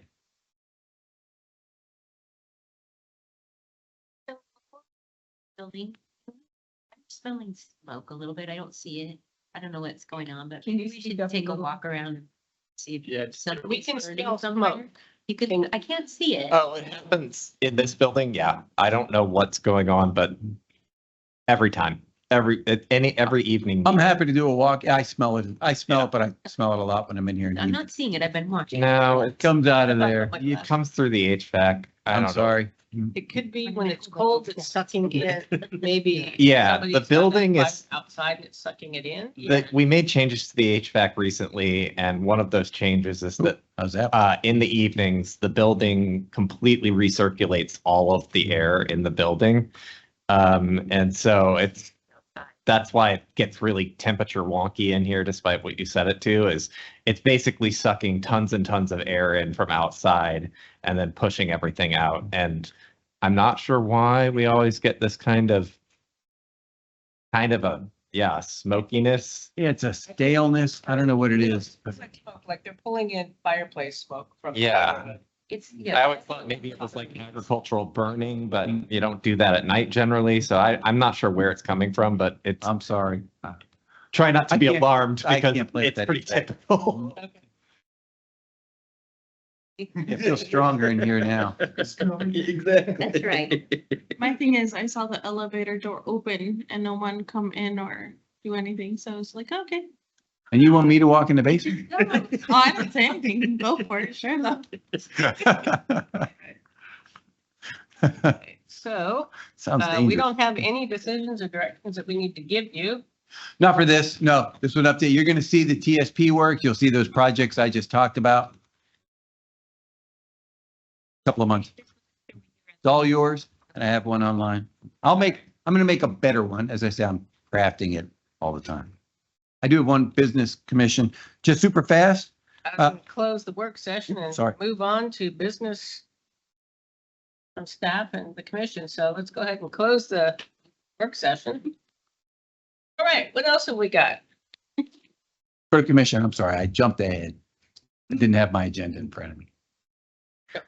Just no meeting on 3/13, so go ahead and write it down. I expect, knock on wood, we'll be meeting on the food cart pod on the 27th behind the Safeway. Yeah, doesn't quite have it together, but this is the one behind the Safeway. Yeah. And I know, again, moving into April, I expect I have two other quasi judicial items, big subdivision.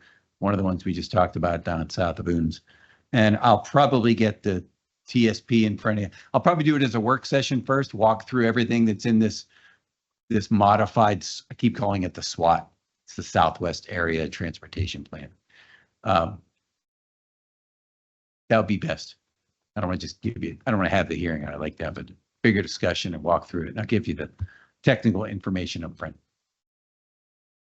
Looking forward to it. To try and come in person more often. Good. It is, It's yeah. hard. It's hard with my schedule, but I was the same way, and then I got encouraged to come in. It is a lot easier to be able to say and ask questions when you're here in person versus like, should I, shouldn't I, when you're online. I'm hoping my docs will just say, oh, you don't have to work on Fridays anymore. All right. I'll second Chris, that you one. We'll go quick. Chris, do you have anything? Oh, no, nothing for me. Okay, That's- so any updates from the commission? I'm Did you just not gonna all, be here for the next 27th meeting. 27th? Okay, Okay. I won't be here. for the 27th meeting, I know. for your food car pot? Oh, I will represent. I want the food cart box. I am sad to miss it too. I don't know that it will be on that meeting. They have to get some ducks in a row first, but I'm planning on it. But if we've got two that are planning on not being here, and I don't know about Chris, we might have to look to make sure that we've got it for. Yeah, I'll do an early quorum check again and if it has to wait, it has to wait. All right.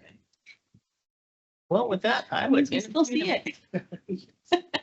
entertain a motion to adjourn. I move we adjourn the meeting. Second. All right, we have a meeting in a second. We have a motion and a second. All in favor, aye? Aye. All right. Adjourned.